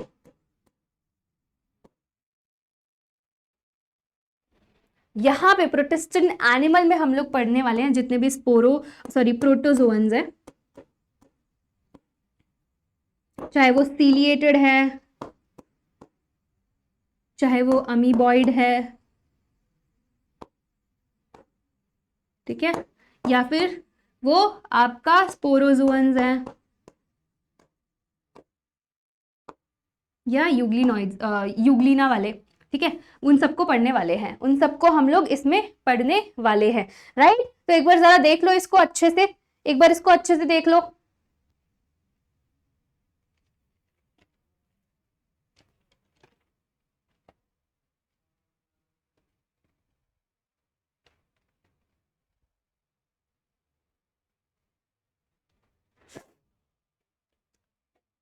यहाँ पे आपका फ्लैजिलेटेड आएगा, फ्लैजिलेटेड प्रोटोजोअन्स, ठीक है।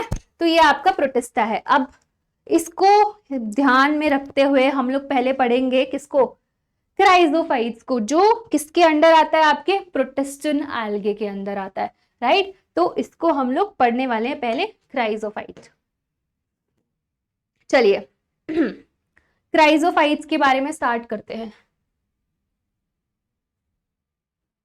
तो दिस ग्रुप, एक minute,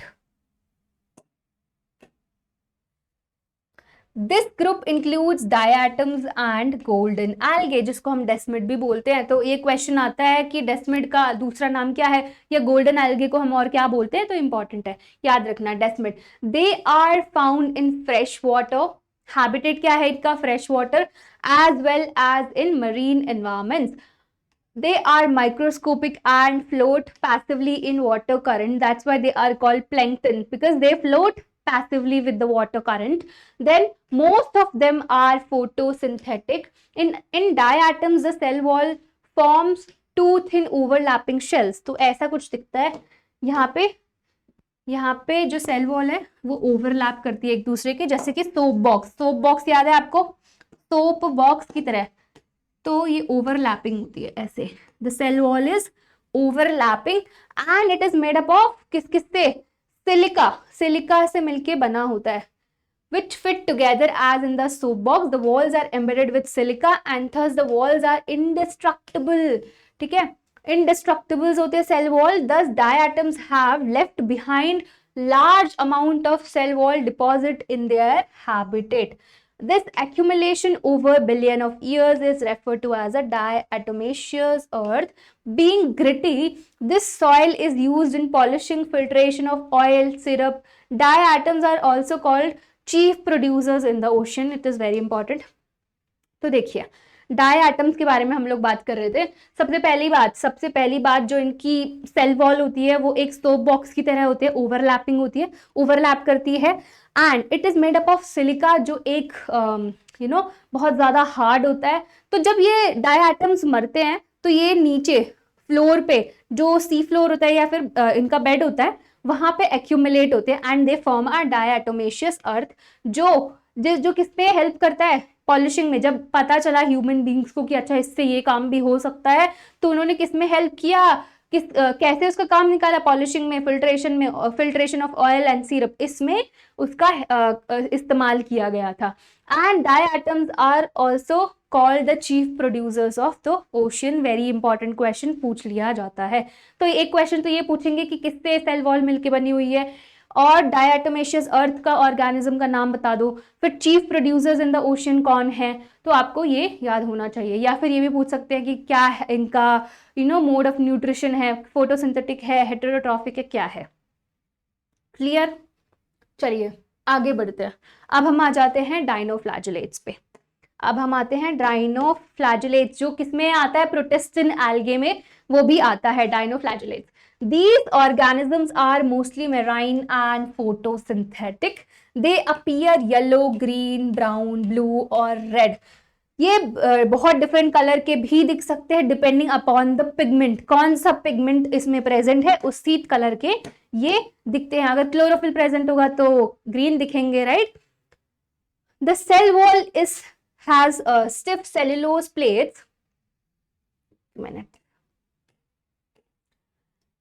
stiff cellulose plates on the outer surface. Most of them have two flagella.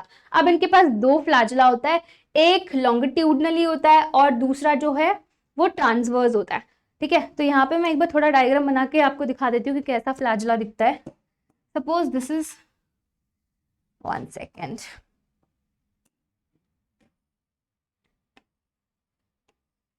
ये आपका डाइनोफ्लैजेलेट है। सबसे पहले इनमें दो ग्रूव्स होते हैं। ठीक है, दो ग्रूव्स होते हैं। ये तो आपका हो गया लॉन्गिट्यूडनल फ्लैजिला,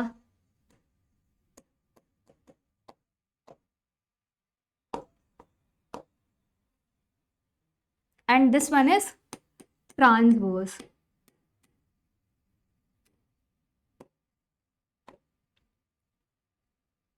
करेक्ट, यस। तो ये वाला लॉन्गिट्यूडनल होता है, दूसरा वाला ट्रांसवर्स फ्लैजिला होता है। एंड दे आर परपेंडिकुलर, मतलब दोनों एक दूसरे के परपेंडिकुलर होते हैं। One lies longitudinal and other transversely in a furrow between the wall plates, often, very often red dinoflagellates. एक मिनट, चलिए, तो ये आपको समझ में आ गया दो फ्लैजिला के बारे में। अब इसमें बोल रहा है कि जो रेड डाइनोफ्लैजेलेट्स होते हैं वो बहुत ज्यादा मल्टीप्लाई करते हैं। सो मल्टीप्लीकेशन की वजह से जो सी होता है वो रेड कलर का दिखाई देता है। सी अपीयर रेड, जिसको हम बोलते हैं रेड टाइड्स, जिसको बोलते हैं हम लोग red tides. Toxin release by such large number में even kill other marine animal such as fishes. ठीक है, तो जो रेड डाइनोफ्लैजेलेट्स हैं वो बहुत ज्यादा मल्टीप्लाई करते हैं, जिसकी वजह से जो सी है वो आपका रेड दिखाई देता है।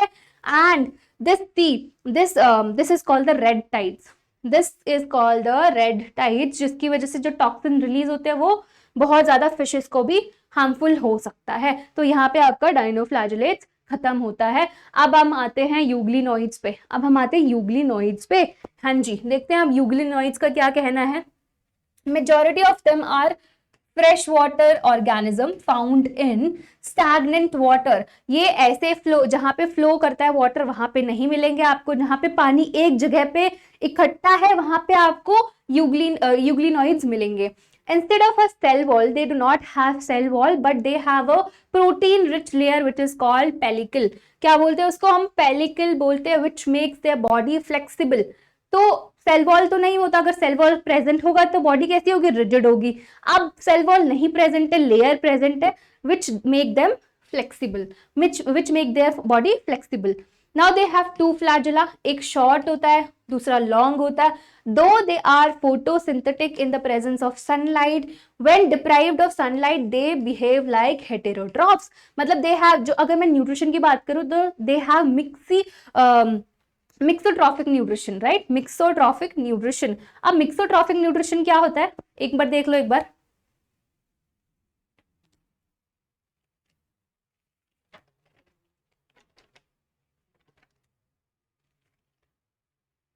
देख लिया। हाँ जी, तो मिक्सोट्रॉफिक न्यूट्रिशन क्या होता है कि अगर सनलाइट अवेलेबल है और अवेलेबल है तो वो कैसे एक्ट करेंगे? फोटोसिंथेटिक। अगर अवेलेबल नहीं है तो कैसे होंगे आपके? Heterotrophic, by predating on other smaller organism. Interestingly, the pigment of euglenoids are identical to those present in higher plant. Example is euglena. इसका क्या एग्जाम्पल है आपका यूग्लिनॉइड का? Euglena, right. चलिए आगे बढ़ते हैं अब हम लोग आगे बढ़ते हैं, अब हम बात करेंगे स्लाइम मोल्ड्स की। अब ये किसके अंदर आ गया, किसकी कैटेगरी के अंदर आ गया स्लाइम मोल्ड्स? आपके प्रोटिस्टन फंजाई, राइट, प्रोटिस्टन फंजाई। यहाँ पे आपको अगर ये वाला फ्लो चार्ट याद है, ये वाला, तो हम लोग अभी स्लाइम मोल्ड्स के बारे में पढ़ने वाले हैं। स्लाइम मोल्ड्स किसके अंदर आते हैं? आपके प्रोटिस्टन फंजाई के अंदर। तो चलो देखते हैं क्या बोलते हैं। हाँ जी, slime molds are saprophytic protist. They are saprophytic protist, मतलब सेप्रोफाइटिक मतलब ये डेड डिकेइंग मैटर पे से अपना फूड लेते हैं या एनर्जी लेते हैं। The body moves along decaying twigs and leaves engulfing organic material under suitable conditions। जब suitable condition होती है, they form a aggregation called plasmodium। इनका एक एग्रीगेशन होता है जिसको हम बोलते हैं Plasmodium, which may grow and spread over several feet during the unfavorable condition। The plasmodium differentiate and forms fruiting bodies bearing spores at their tips। These spores possess true walls, they are extremely resistant and survive for many years even under adverse conditions। These spores are dispersed by air currents। तो ये हम slime moulds के बारे में पढ़ रहे हैं। जो इनका न्यूट्रिशन होता है वो मोस्टली सेप्रोफिटिक होते हैं, they are saprophytic and favourable condition के टाइम पे they form aggregation which is called plasmodium. And उससे अब क्या होता है, during the unfavourable condition this plasmodium differentiate, जिसको हम फ्रूटिफिकेशन बोलते हैं, फ्रूटिफिकेशन बोलते हैं। They differentiate and form a fruiting body. This process is called the fructification bearing spores at their tips. अब ये स्पोर्स के बारे में दिया गया है कि जो स्पोर्स होते हैं they have true walls, they are very resistant and they can survive under the adverse conditions, right. And किससे डिस्पर्स हो जाते हैं? एयर करंट से। So that's all about the slime moulds.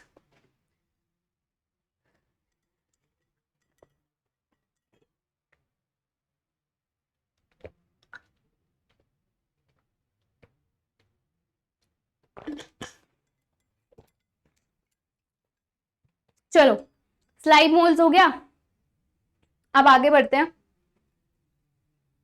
हाँ जी, अब हम आते हैं protozoans. All protozoans are heterotrophs।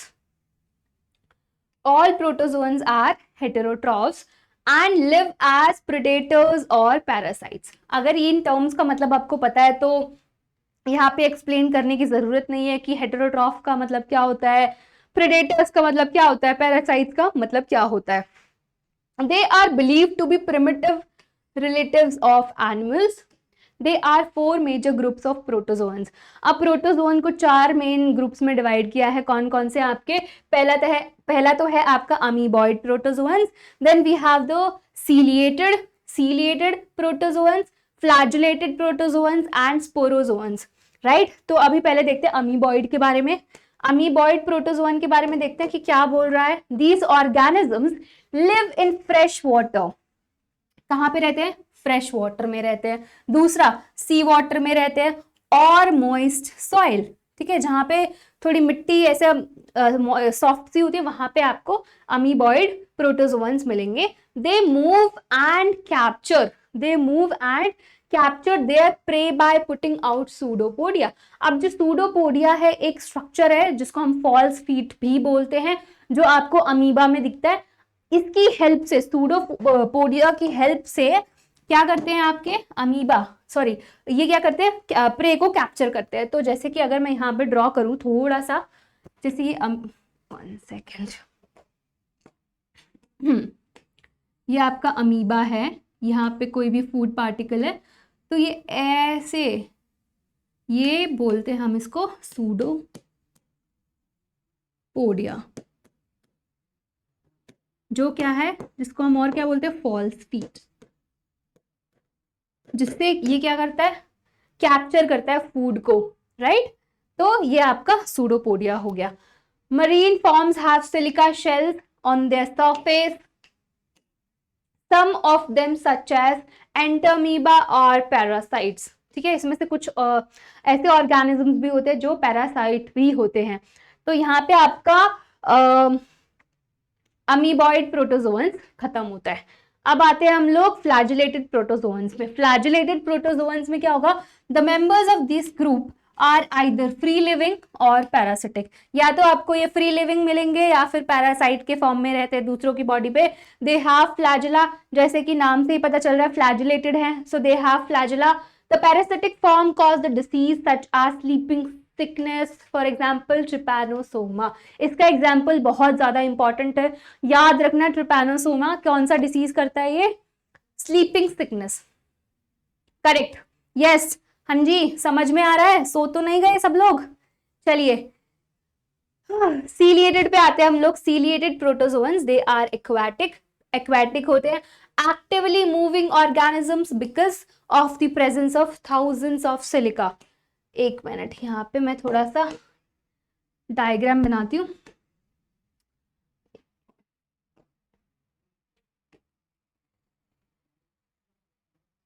ये आपका किसका डायग्राम है, पैरामीशियम का।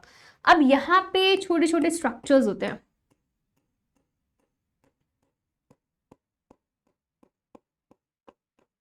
इस स्ट्रक्चर को हम बोलते हैं सीलिया। छोटे छोटे स्ट्रक्चर्स इनको बोलते हैं हम लोग सीलिया, जो किस में हेल्प करते हैं, लोकोमोशन में हेल्प करते हैं। और किस में हेल्प करते हैं, और किस में हेल्प करते हैं, प्रे को पकड़ने में, यस, कैप्चर करने में भी हेल्प करते हैं। थाउजेंड्स ऑफ सीलिया, तो ऐसे बहुत सारे सीलिया पूरी बॉडी पे इनके प्रेजेंट होता है, जो किस में हेल्प करता है, लोकोमोशन में। They have a cavity that opens to the outside of the cell surface. The coordinated movement of rows and cilia cause the water laden with food to be seared into the gullet. Example is paramecium. Example क्या है आपका, paramecium, right? यहाँ तक clear है, यहाँ तक clear है।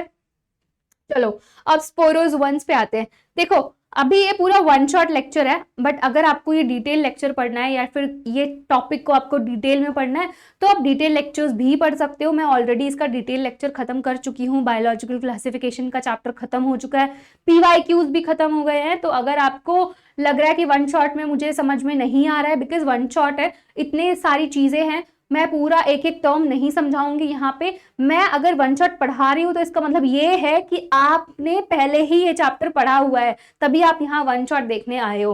तो अगर जो बच्चा पहली बार देख रहा है और उसको समझ में नहीं आ रहा है, मैं आपको बोलूंगी, आई वुड से कि आप पहले जाके डिटेल लेक्चर देखिए और फिर जाके वन शॉट देखना रिविजन के टाइम पे। रिविजन करना है तो वन शॉट पे आना, राइट। चलो दे हैव अ, ये तो हो गया।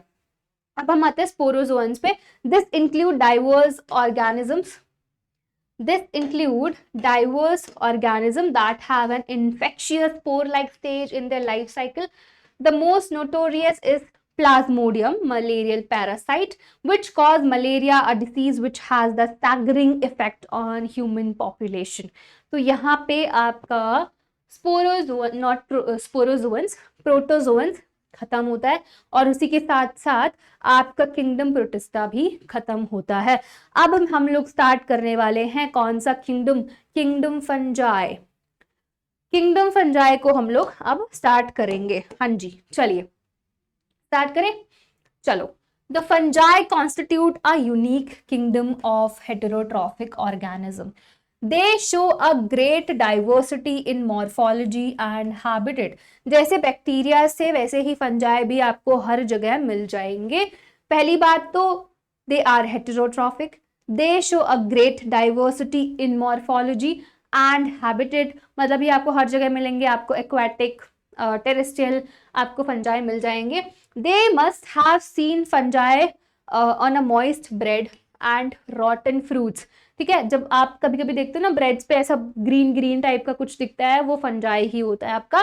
The common mushroom you eat and toadstool are also fungi. जो आप मशरूम खाते हो वो भी एक फंजाई है, राइट।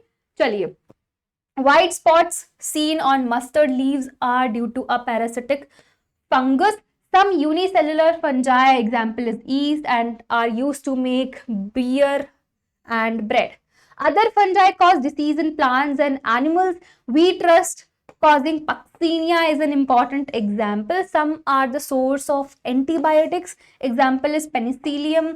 फंजाई आर कॉस्मोपॉलिटन, जैसे मैंने बताया कि फंजाई आपको हर जगह मिल सकते हैं, कहीं भी आप नाम लो फंजाई भी आपको मिलेंगे जैसे बैक्टीरिया थे. And occur in air, water, soil and on animals and plant. ठीक है, अब फंजाई को ग्रो करने के लिए एक टेम्परेचर चाहिए, मतलब फंजाई के भी नखरे हैं, वो क्या करता है, उसको एक टेम्परेचर चाहिए जो कि है वार्म एंड ह्यूमिड, जहां पे थोड़ी सी ह्यूमिडिटी हो और वार्म कंडीशन हो, वहां पे आपको फंजाई ग्रो कर जाएगा. आपने कभी देखा है, इसीलिए हम लोग अपना जो खाना है वो फ्रिज में रखते हैं, लो टेम्परेचर पे स्टोर करके रखते हैं, जहां जिसकी वजह से कोई भी फंजाई ग्रो ना कर जाए. हाँ जी. Have you ever wondered why we keep food in refrigerator? Yes, it is to prevent food from going bad due to the bacterial or fungal infection.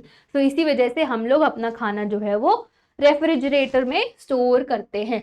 तो आगे देखते हैं, आगे और क्या है. With the exception of yeast, with the exception of yeast जो कि यूनिसेलुलर है, which are unicellular, fungi are filamentous. ठीक है, जो फंजाई है वो फिलामेंटस होता है, फिलामेंट के शेप में होते हैं. Their bodies consist of long cylinder thread-like structure which is called the hyphae, and the network of hyphae is called the mycelium. Important point. Some hyphae are continuous tubes filled with the multinucleated cytoplasm. These are called the cenocytic hyphae. Others have septa or cross walls in their hyphae. तो hyphae दो type के हो सकते हैं, septate और aseptate. ठीक है, sorry, mycelium, जो हमारे माइसीलियम है वो दो टाइप के हो सकते हैं.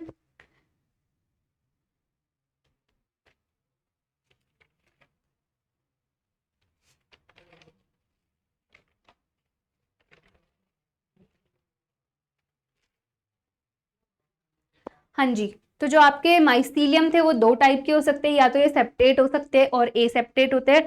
सेप्टेट मतलब डिवीजन प्रेजेंट होता है और ए सेप्टेट मतलब कोई डिवीजन प्रेजेंट नहीं होता है. Correct. Others, the cell walls of fungi are composed of chitin and polysaccharides. ये मैं बता चुकी हूँ ऑलरेडी, हम लोगों ने डिस्कस किया कि जो सेल वॉल है फंजाई की वो किससे मिलकर बनी होती है, काइटिन से. Most fungi are heterotrophic and absorb soluble organic matter from dead substrates and hence are called the saprophytes. Those that depends on living animals, plants and animals are called the parasites. They can also live in symbionts, मतलब symbiotic relationship में भी आपको fungi मिलेंगे in association with algae as lichen or and with the roots of higher plants such as mycorrhiza. अब जो fungi का reproduction है, वो किससे कैसे होता है, can take place by vegetative means, fragmentation, fission and budding. Asexual reproduction is by asexual spores. जो कौन कौन से आपके कोनिडिया हो गया, आपका स्पोरेंजियोस्पोर हो गया, अंजूस्पोर्स हो गए, ये सारे आपके एसेक्सुअल स्पोर्स हैं.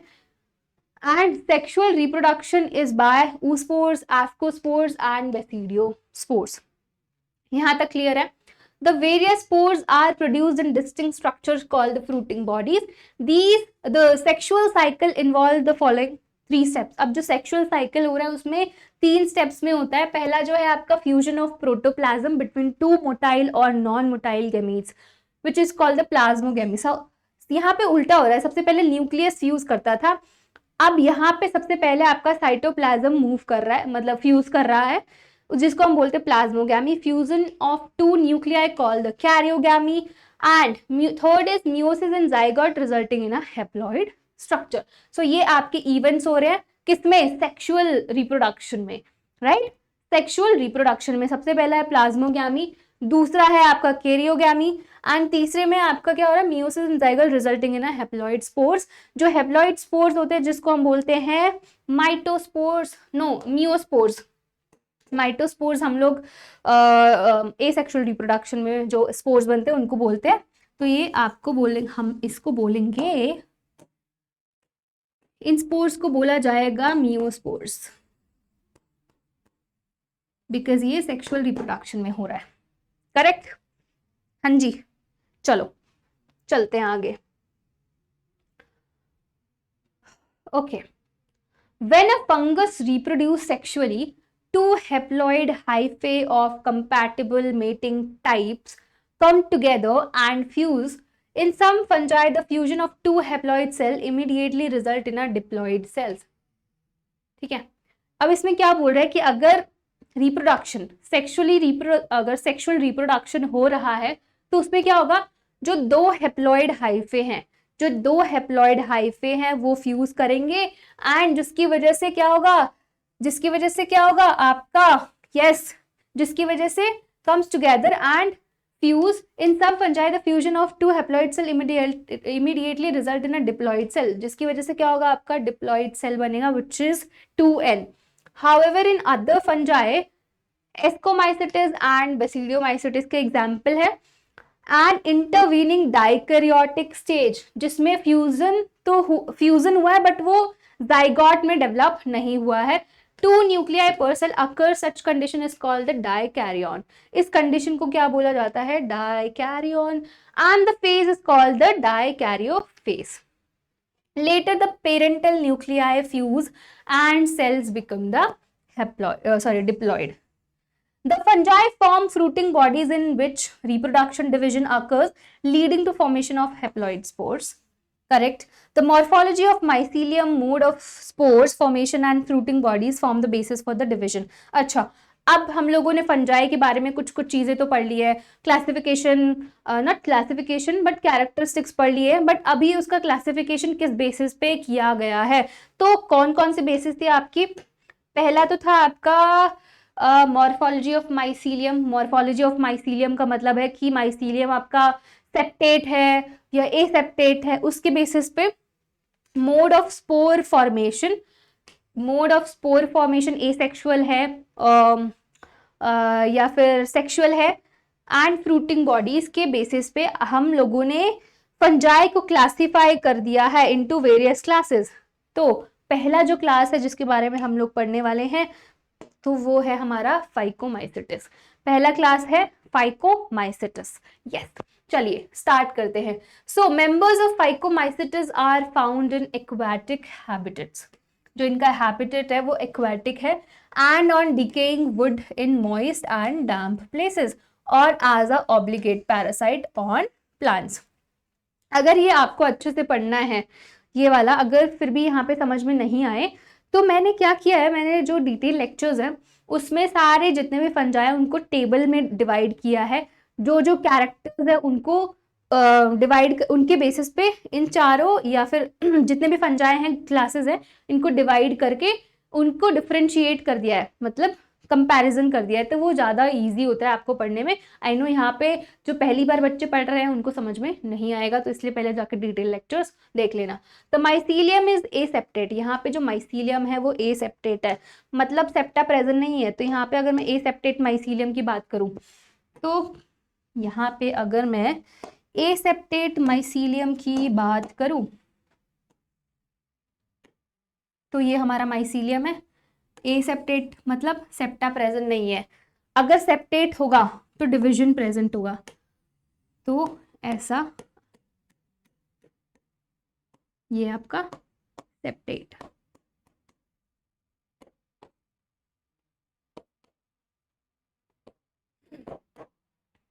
ठीक है, तो पता चल गया कौन सा एसेप्टेट है और कौन सा सेप्टेट है. हाँ जी, asexual reproduction takes place by zoospores. zoospores जो है आपके मोटाइल होते हैं. zoospores आपका क्या है, asexual spores. asexual spore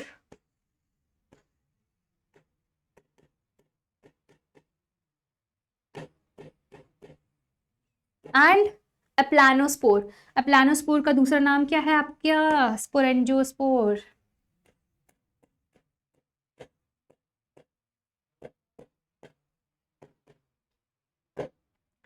And they are non-motile. These spores are endogenously produced in sporangium. Endogenously मतलब अंदर, sporangium के अंदर बनते हैं, इसी वजह से इसको क्या बोल रहे हैं हम लोग, endogenously. A zygospore is formed by fusion of two gametes. These gametes are similar in morphology, isogamous. If these gametes, अगर ये दोनों gametes, तो यहाँ पे अगर मैं isogamous के gametes बनाऊं तो these are आइसोगैमस। ये गैमीट्स क्या है आपके? आइसोगैमस, मतलब दोनों सिमिलर इन मॉर्फोलॉजी है, तो आपका आइसोगैमस हो गया। करेक्ट, कोई प्रॉब्लम? और डिसिमिलर, अगर डिसिमिलर है तो ये हो गया एनाइसोगैमस। एनाइसोगैमस, ये दोनों मोटाइल है, ये दोनों मोटाइल है। अब मैं यहाँ पे एनाइसोगैमस बताती हूँ। एनाइसोगैमस जिसमें एक गैमीट तो छोटा है, दूसरा वाला बड़ा है, तो ये क्या हो गया? Anisogamous, dissimilar in morphology, and ये दोनों मोटाइल है, दोनों मोटाइल है। तीसरा और ऊगैमस। अब ऊगैमस में क्या हो रहा है? ऊगैमस अगर आपको नहीं पता तो यहां बताती हूँ। ऊगैमस में सेम है, देयर इज डिफरेंस किसमें है? एनाइसोगैमस और ऊगैमस में क्या डिफरेंस है जो आपको याद रखना है? यहाँ पे मैं ऊगैमस कहीं बनाती हूँ, हाँ, तो यहाँ पे ऊगैमस, ऊगैमस में क्या होगा? एक ये हो गया आपका, ठीक है, ये मेल गैमीट हो गया, ये वाला फीमेल गैमीट हो गया। अब यहाँ पे मेल गैमीट तो मोटाइल है, बट जो फीमेल गैमीट है वो नॉन मोटाइल है। सॉरी यार, यहाँ पे जगह नहीं बची इसलिए मुझे लिखना पड़ रहा है, बट थोड़ा भावनाओं को समझिए, जगह की कमी है ना? तो ये वाला मोटाइल है, ये वाला नॉन मोटाइल है ऊगैमस में। यहाँ पे क्या डिफरेंस था? इन दोनों में क्या डिफरेंस है? दोनों में जो स्ट्रक्चर्स है वो सेम ही है। ये यहाँ पे भी एक छोटा है और एक बड़ा है, बट ये दोनों मोटाइल है, बट यहाँ पे ये वाला स्टेशनरी है, जो फीमेल वाला गैमीट है वो स्टेशनरी है। तो तीन चीजें पढ़ी हम लोगों ने। आइसोगैमस मतलब सिमिलर इन मॉर्फोलॉजी, ये वाले दोनों मोटाइल है, आइसोगैमस। फिर एनाइसोगैमस, दोनों डिसिमिलर है मॉर्फोलॉजी में, बट दोनों मोटाइल है। तीसरा ऊगैमस में दोनों मोटाइल नहीं है, स्ट्रक्चर भी डिफरेंट है, आई मीन हाँ, स्ट्रक्चर भी डिफरेंट है, बट ये वाला जो है वो नॉन मोटाइल है। Correct, yes. अब some examples, some common examples are Mucor, Rhizopus, bread mold and albugo, the parasitic fungi on mustard। ये बहुत ज्यादा इंपॉर्टेंट है, बहुत ज्यादा इंपॉर्टेंट है। यहाँ पे मैं आपको स्टार बना देती हूँ, क्योंकि ये पूछा जाता है कि कौन सा है पैरासिटिक फंजाई ऑन मस्टर्ड, तो इसका आंसर है आपका एल्ब्यूगो, आपको आना चाहिए। हाँ जी, समझ में आ गया? हो गया आपका ये? हाँ जी, चलिए अब हम दूसरी क्लास पे जाते हैं। दूसरी क्लास पे जाते हैं which is ascomycetes, which is ascomycetes. चलिए,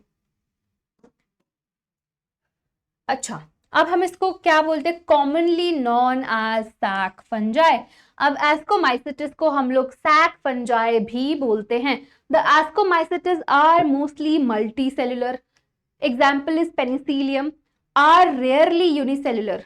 ठीक है, वैसे तो मोस्टली मल्टी सेल्यूलर होते हैं, बट बहुत कम ही होते हैं जो यूनिसेल्यूलर होते हैं। For example is yeast, Saccharomyces.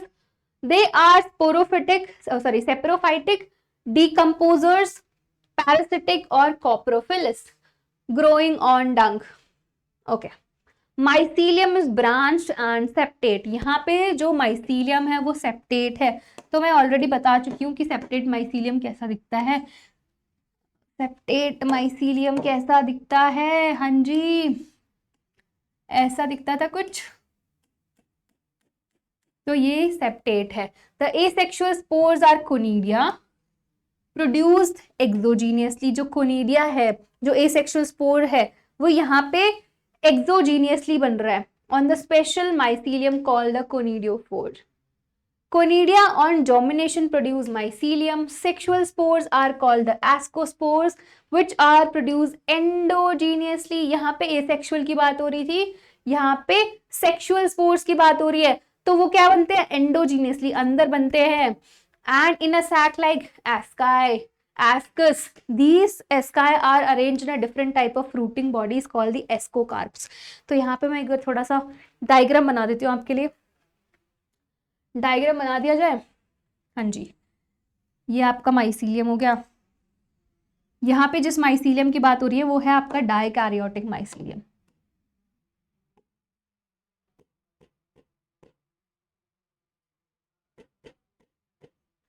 Die karyotic mycelium.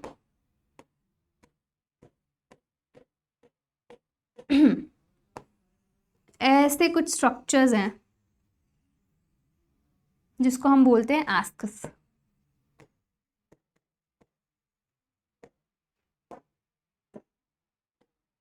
अब इसमें न्यूक्लियस है।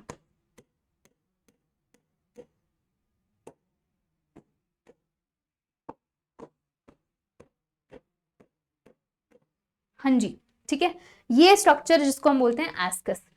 यहाँ पे देखिए, ये स्टैक लाइक स्ट्रक्चर जो है यहाँ पे, ये इसकी बात हो रही है, इस स्ट्रक्चर की बात हो रही है। हाँ, these asci are arrange in a different type of fruiting bodies. चलिए, अब क्या होता है, इसका नेटवर्क, ठीक है, इसका नेटवर्क को हम बोलते हैं एस्कोकार्प, ठीक है, एग्रीगेशन ऑफ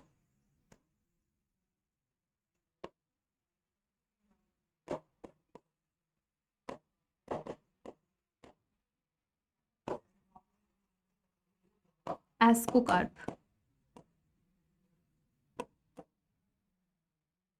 हाँ जी, ठीक है, क्लियर है, क्लियर है, किसका एग्रीगेशन, जिसको क्या बोलते हैं हम लोग, एस्कोकार्प। ये आपका फ्रूटिंग बॉडी है।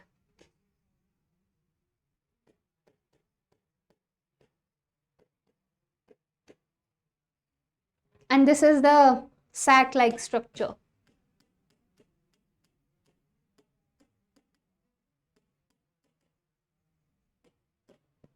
क्लियर, चलो आगे बढ़ते हैं, आगे बढ़ते हैं। Different type of fruiting bodies called ascocarps, बता दिया मैंने आपको। Some examples are Aspergillus, Claviceps and Neurospora. Neurospora is used extensively in biochemical and genetic work.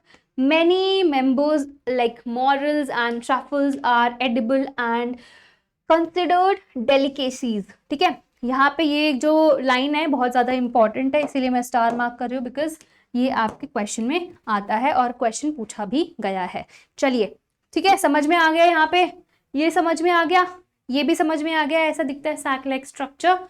And ये डाइकैरियोटिक माइसीलियम है। अगर आपको इसके बारे में जानना है, दो टाइप के माइसीलियम होते हैं, डाइकैरियोटिक एंड मोनोकैरियोटिक, तो आप जाके डिटेल लेक्चर में पढ़ लेना। चलिए, अब हम आ जाते हैं बेसिडियोमाइसिटिस पे। बेसिडियोमाइसिटिस पे आ जाते हैं, देखते हैं बेसिडियोमाइसिटिस क्या बोलता है। बेसिडियोमाइसिटिस जो है वो commonly known form of the basidiomycetes are mushrooms, bracket fungi और puff balls. They grow in soil, on logs and tree stumps, and in living plant bodies as parasites. Example is rust and smuts. The mycelium is branched and septate. देखो यहाँ पे एक एक word है, एक एक word का आपको मतलब पता होना चाहिए। जैसे यहाँ पे बोल रहे सेप्टेट, तो आपके दिमाग में एकदम क्लिक होना चाहिए कि अरे सेप्टेट माइसीलियम कैसा होता है, मतलब सेप्टेट है, सेप्टा प्रेजेंट है। ए सेप्टेट है, सेप्टा प्रेजेंट नहीं है। तो asexual spores are generally not found. ये ऐसा एक क्लास है फंजाई का जिसमें एसेक्सुअल स्पोर्स नहीं होते। ये क्वेश्चन पूछ भी लेते हैं कि कौन सा ऐसा क्लास है जिसमें एसेक्सुअल स्पोर्स एब्सेंट होते हैं, तो आपको क्या बोलना है, basidiomycetes. But vegetative reproduction by fragmentation is common. इसमें वेजिटेटिव रिप्रोडक्शन होता है जो कौन सा होता है, किसके थ्रू, फ्रैगमेंटेशन के थ्रू होता है। Now, the sex organs are absent, but plasmogamy is brought about by fusion of two vegetative or somatic cells of different strains or genotype. The resultant structure is called the dikaryotic, which ultimately give rise to the basidium. Karyogamy and meiosis take place in the basidium, producing 4 basidiospores. And वो क्या होते हैं, the basidiospores are exogeniously, जैसे अभी हमने पहले पढ़ा उसमें एंडोजीनियसली थे, मतलब अंदर बनते थे। ये जो स्पोर्स हैं, ये जो आपके स्पोर्स बनेंगे, they are exogenously produced on the basidium. तो वहां पे हमने क्या पढ़ा था, एस्कस, है ना, सैक लाइक स्ट्रक्चर। तो यहाँ पे भी ऐसे ही स्ट्रक्चर बनते हैं, यहाँ पे भी ऐसे स्ट्रक्चर बनते हैं, ऐसे स्ट्रक्चर जिनको हम बोलते हैं basidium. Aggregation of basidia is called basidiocarps. The basidia are arranged in a fruiting body called the basidiocarp. Some common members are agaricus, mushrooms, eustilago and Puccinia rust fungus. तो ये आपको एग्जाम्पल जो है ध्यान में रखने हैं. तो ये हो गया आपका बेसिडियोमाइसिटिस, यहाँ पे खत्म. ठीक है, अब हम आते हैं ड्यूट्रोमाइसिटिस पे. ड्यूट्रोमाइसिटिस पे आते हैं. यस, इसको हम लोग क्या बोलते हैं? Commonly it is known as imperfect fungi. Yes, because only the asexual or vegetative phase of the fungi are known. मतलब इसमें sexual reproduction होता ही नहीं है. That's why it is called imperfect fungi. बहुत ज़्यादा imperfect है ये, इतना अंडर एस्टिमेट करता है अपने आप को, बहुत ज़्यादा सैड रहता है ये fungi, क्योंकि इसको imperfect fungi बोला जाता है. हाँ जी. When the sexual forms of these fungi were discovered, they were moved into classes they rightly belong to. चलिए, ये सब आपको नहीं पढ़ना, जो आपको पढ़ना है कहाँ से? हाँ जी, यहाँ से. The Deuteromycetes reproduce only by asexual spores known as conidia. तो मैंने आपको बताया था asexual spores जो होते हैं वो कितने टाइप के होते हैं? 3 टाइप के होते हैं. कौन कौन से? कोनिडिया हो गया, स्पोरेंजियोस्पोर हो गया एंड जूस्पोर हो गया. जो यहाँ पे एसेक्सुअल स्पोर है, एसेक्सुअल रिप्रोडक्शन होता है, वो किसके थ्रू होता है? कोनिडिया के थ्रू. तो mycelium is septate and branch. Again mycelium जो है वो सेप्टेट है. Some members are saprophytes or parasites, while a large of them are decomposers of litter, help in mineral recycling. Some examples are Alternaria, Calectotrichum and Trichoderma. ठीक है, ये सारे आपके examples हैं ड्यूट्रोमाइसिटिस. ड्यूटेरोमाइसिटिस, not ड्यूट्रो. ड्यूटेरोमाइसिटिस.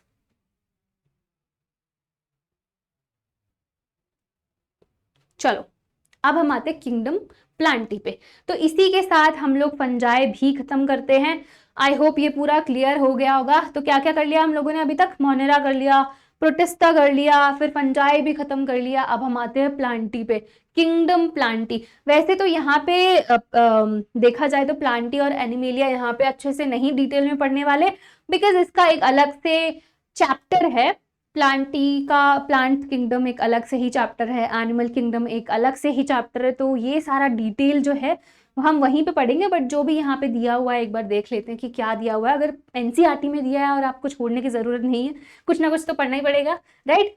Kingdom Plantae includes all the eukaryotic chlorophyll containing organisms commonly called plants. सो इसमें क्या है? सारे यूकैरियोटिक, जितने भी यूकैरियोटिक है और जिनके पास सेल वॉल प्रेजेंट है वो किस में आ गए? आपके प्लांट्स में. A few members are partially heterotrophic. They are heterotrophic such as insectivorous plants or parasites. Bladderwort and Venus flytrap are examples of insectivorous. तो अगर आपसे पूछा जाए कि कौन से 2 एग्जाम्पल्स हैं इंसेक्टिवोरस के, यस, तो आप क्या एग्जाम्पल दोगे? Yes, bladderwort and Venus flytrap are the examples of insectivorous plant. Okay, and Cusqueta is a parasite. ये सारे एग्जाम्पल्स याद रखना, वेरी इंपॉर्टेंट, वेरी इंपॉर्टेंट. चलिए, the plant cell have an eukaryotic structure. Eukaryotic structure है with prominent chloroplast and cell wall mainly made up of cellulose. जो cell wall है इनकी किससे मिलकर बनी हुई है? cellulose से. You will study the eukaryotic cell structure in detail in chapter 8. Plantae include algae, bryophytes, pteridophyte, gymnosperm and angiosperm. आप प्लांट किंगडम में ये सारी टर्म्स पढ़ोगे. वैसे यहाँ पे बस एक छोटा सा इंट्रोडक्शन दिया हुआ है कि प्लांट किंगडम में कौन कौन सी क्लासेस आएंगी आपकी. ये कौन कौन सी हैं आपकी? ब्रायोफाइट्स, एल्गे आएगी, ब्रायोफाइट्स. अगर आपने ये लेक्चर, इससे पहले वाला लेक्चर देखा होगा तो मैंने प्लांट किंगडम भी स्टार्ट कर दिया है. तो उसके भी 3 लेक्चर्स हो चुके हैं. Algae, fungi, not fungi, algae हो गया आपका, ब्रायोफाइट्स हो गया और टेरिडोफाइट्स हम लोग करने वाले थे. तो अगर वो लेक्चर भी देखना है तो वो भी आप जाके देख सकते हो, बिल्कुल डिटेल में पढ़ाया जा रहा है वो लेक्चर. उसके बाद हम लोग फिर दोबारा से वन शॉट एक ही बारी में खत्म कर लेंगे, राइट. तो यहाँ पे कौन कौन से? एल्गी हो गया, ब्रायोफाइट्स हो गया, टेरिडोफाइट्स हो गया, जिम्नोस्पर्म हो गया और angiosperm. The life cycle of plant has 2 distinct phases. तो जो प्लांट की जो लाइफ साइकिल है जिसको हम बोलते हैं ऑल्टरनेशन ऑफ जनरेशन, 2 फेजेस होते हैं. एक तो होता है diploid sporophytic and haploid gametophytic.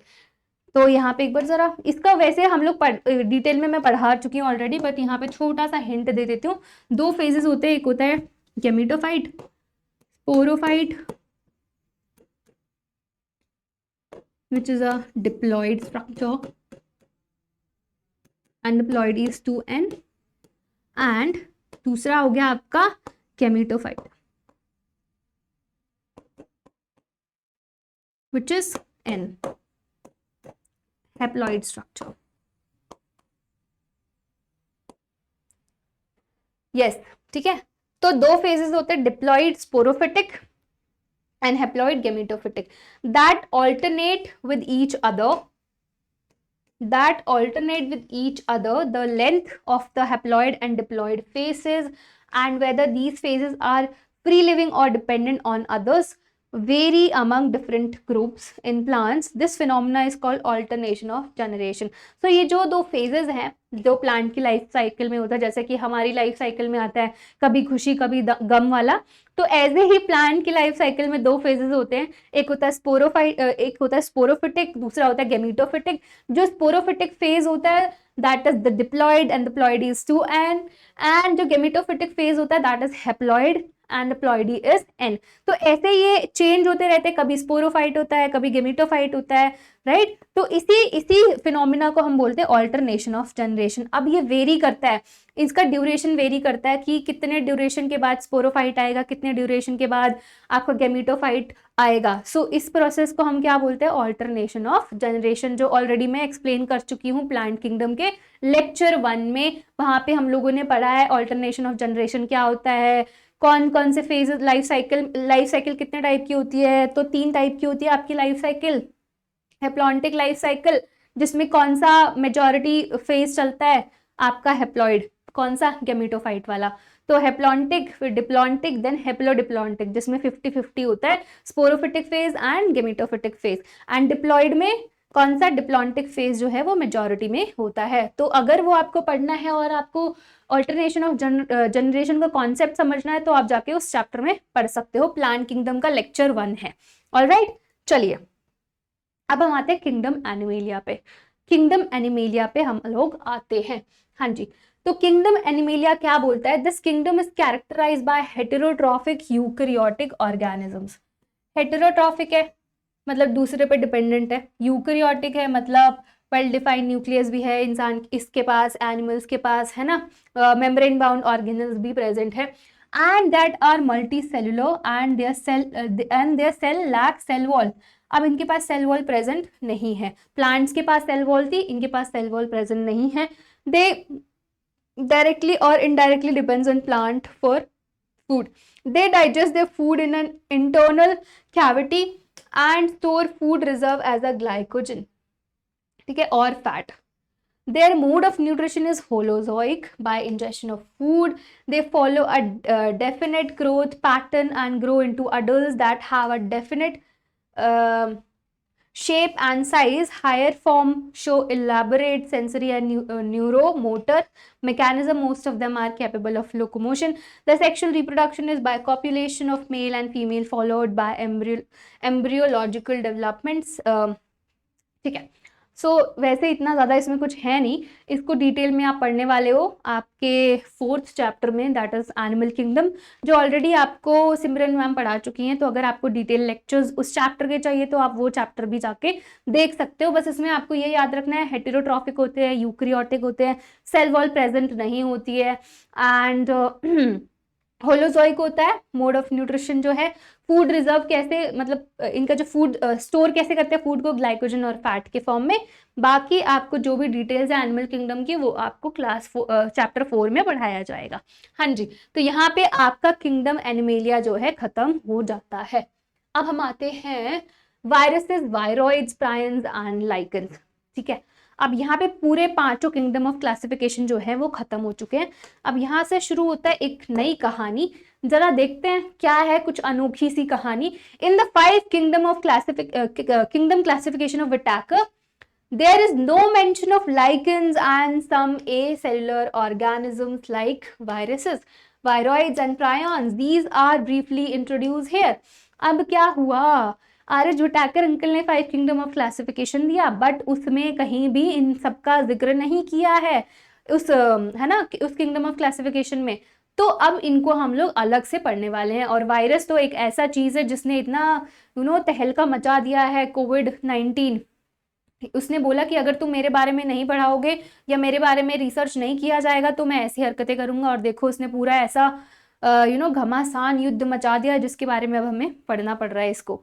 All of us who have suffered the ill effects of common cold or flu, what effects viruses can have on us even if we don't associate it with our condition. Viruses did not find a place in classification since they are not considered truly living.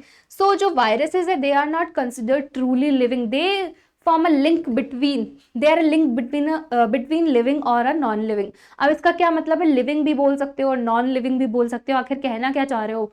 मतलब इसका कहना ये है कि अगर ये बाहर है, अगर ये होस्ट जो है मतलब जिसकी बॉडी में अंदर जाएंगे, होस्ट है, होस्ट सेल से बाहर है तो ये नॉन लिविंग है। बट अगर अंदर जाते हैं तो ये लिविंग है। अब ये लिविंग कैसे है? लिविंग कैसे है? इनके पास क्या है? प्रोटीन कोट है। सबसे पहले इनके पास प्रोटीन कोट है। इनके पास जेनेटिक मटेरियल है। दूसरा, ये म्यूटेट कर सकते हैं और इन्फेक्शन भी कर सकते हैं, तो इनको हमने लिविंग बोल दिया। नॉन लिविंग क्यों बोल रहे हैं? नॉन लिविंग इसलिए बोल रहे हैं क्योंकि इनके पास कोई भी प्रॉपर सेलुलर स्ट्रक्चर नहीं है, कोई भी रेस्पिरेटरी स्ट्रक्चर नहीं है और दे कैन बी क्रिस्टलाइज, तो इसीलिए हम इसको नॉन लिविंग बोल रहे हैं। सो they are link, viruses are link between living or non living, so that's why उसने बोला कि they are not considered truly living. If we understand living as those organisms that have a cell structure, जो living होते हैं उनके पास cell structure होते हैं but इसके पास नहीं है। the viruses are non cellular, cell structure नहीं है। organism that are characterized by having an inert crystalline structure, they have inert crystalline structure outside the living cell, हाँ जी, आगे बढ़ते हैं। इस स्ट्रक्चर पे हम लोग बाद में आएंगे, इस पे हम लोग बाद में आते हैं। Once they infect the cell, they take over the machinery of host cell. जैसे मैंने बताया कि जैसे ही ये एंटर करते हैं होस्ट सेल के अंदर, वहां पे डिवाइड करते हैं और उसकी जो भी मशीनरी होती है उसको टेक ओवर कर लेते हैं और वहां पे ये लिविंग हो जाते हैं, बाकी बाहर ये नॉन लिविंग होते हैं। To replicate themselves, killing the host, would you call the viruses living or non-living? आपके लिए क्वेश्चन है, क्या आप वायरस को लिविंग बोलोगे या नॉन लिविंग बोलोगे? Viruses mean venom और poisonous fluid. अब यहाँ पे कुछ साइंटिस्ट के नेम हैं, ये बहुत ज़्यादा इंपॉर्टेंट है, जो पूछे जाते हैं कभी कभी साइंटिस्ट के नेम, और अब पूछा जाता है कि उन्होंने क्या प्रपोज किया था। तो दिमित्री इवानोस्की इन 1892 इन्होंने recognise certain microbes as a causal organism of the mosaic disease of tobacco. These were found to be smaller than bacteria because they passed through the bacteria proof filters, right? तो अभी हम लोग ना इसके थोड़े structure पे आते हैं, यहाँ पे थोड़ा यीस्ट वाले स्ट्रक्चर पे आते हैं। हाँ, इसके स्ट्रक्चर पे आते हैं, टोबैको मोज़ैक वायरस के स्ट्रक्चर पे आते हैं। यहाँ पे क्या होता है, जो 95% होता है ना, जो स्ट्रक्चर की बात कर रही हूँ मैं, इसमें स्ट्रक्चर में 95% जो होता है वो प्रोटीन कोट होता है। तो 95% आपका प्रोटीन कोट हो गया,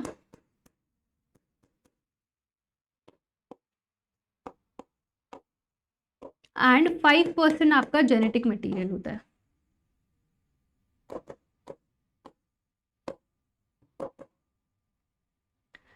अब जो प्रोटीन कोट होता है वो एक छोटे छोटे यूनिट से, स्मॉल सब यूनिट से मिलके बना होता है, जिसको हम बोलते हैं कैप्सोमियर। तो ये छोटे छोटे subunits, these are called the capsomere, है ना। एंड ये पूरा कैप्सोमियर, छोटे छोटे कैप्सोमियर क्या बनाते हैं? कैप्सिड पूरा प्रोटीन कोट है। ये आपका जेनेटिक मटेरियल है,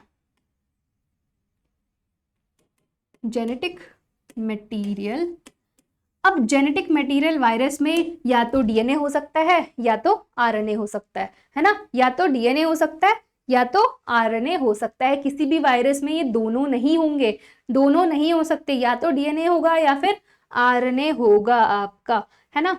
चलिए अब देखते हैं हम लोग कहाँ पे थे। Okay, M.W. Stanley 1935 showed that viruses could be crystallized, and crystals consist largely of proteins. They are inert outside their specific host cell. Viruses are obligate parasites. ये आपको साइंटिस्ट के नेम याद करने होंगे। In addition to protein viruses also contain genetic material that could be either RNA और DNA। जैसे मैंने आपको बताया, या तो उनमें RNA प्रेजेंट होगा या DNA प्रेजेंट होगा, दोनों एक साथ नहीं होगा। No virus contain both RNA and DNA। A virus is nucleoprotein and genetic material is infectious. जो जेनेटिक मटेरियल जो होता है वो इन्फेक्शियस होता है, प्रोटीन कोट नहीं।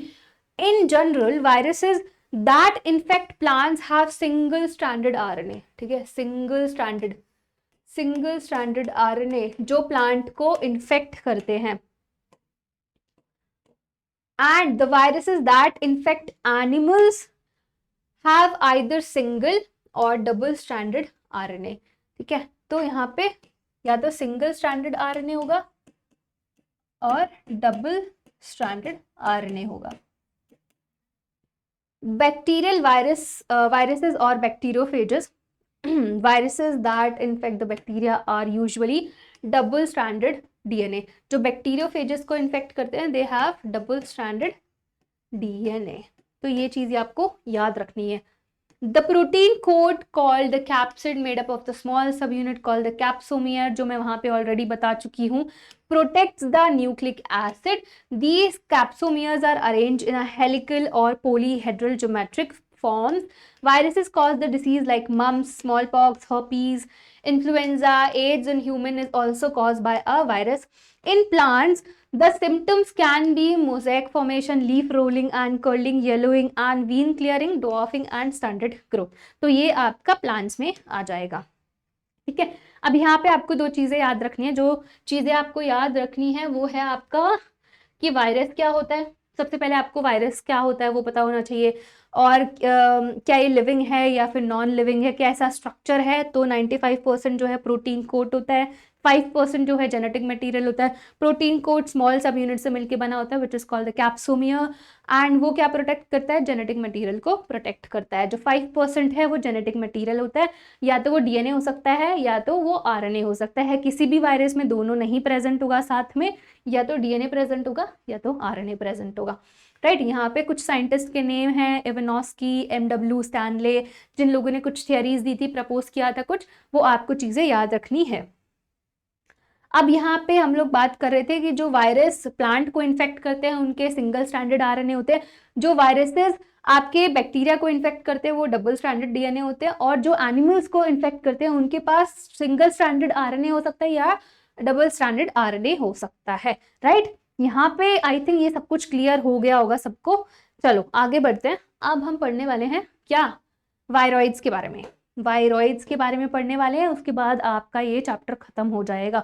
सो खत्म होने का मतलब ये नहीं है कि तुम्हें बस ये पढ़ा और जाके सो गए, हमारा एक चैप्टर खत्म हो गया, नहीं, आपको जाकर रिवाइज करना है सारा।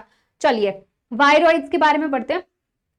तो इन 1971 की बात है, T.O. डायनर, जिन्होंने डिस्कवर किया a new infectious agent that was smaller than viruses. अब इसने कुछ एक ऐसी चीज को डिस्कवर कर दिया जो वायरस से छोटे थे, जिनको नाम दिया viroids, and caused a potato spindle tuber disease.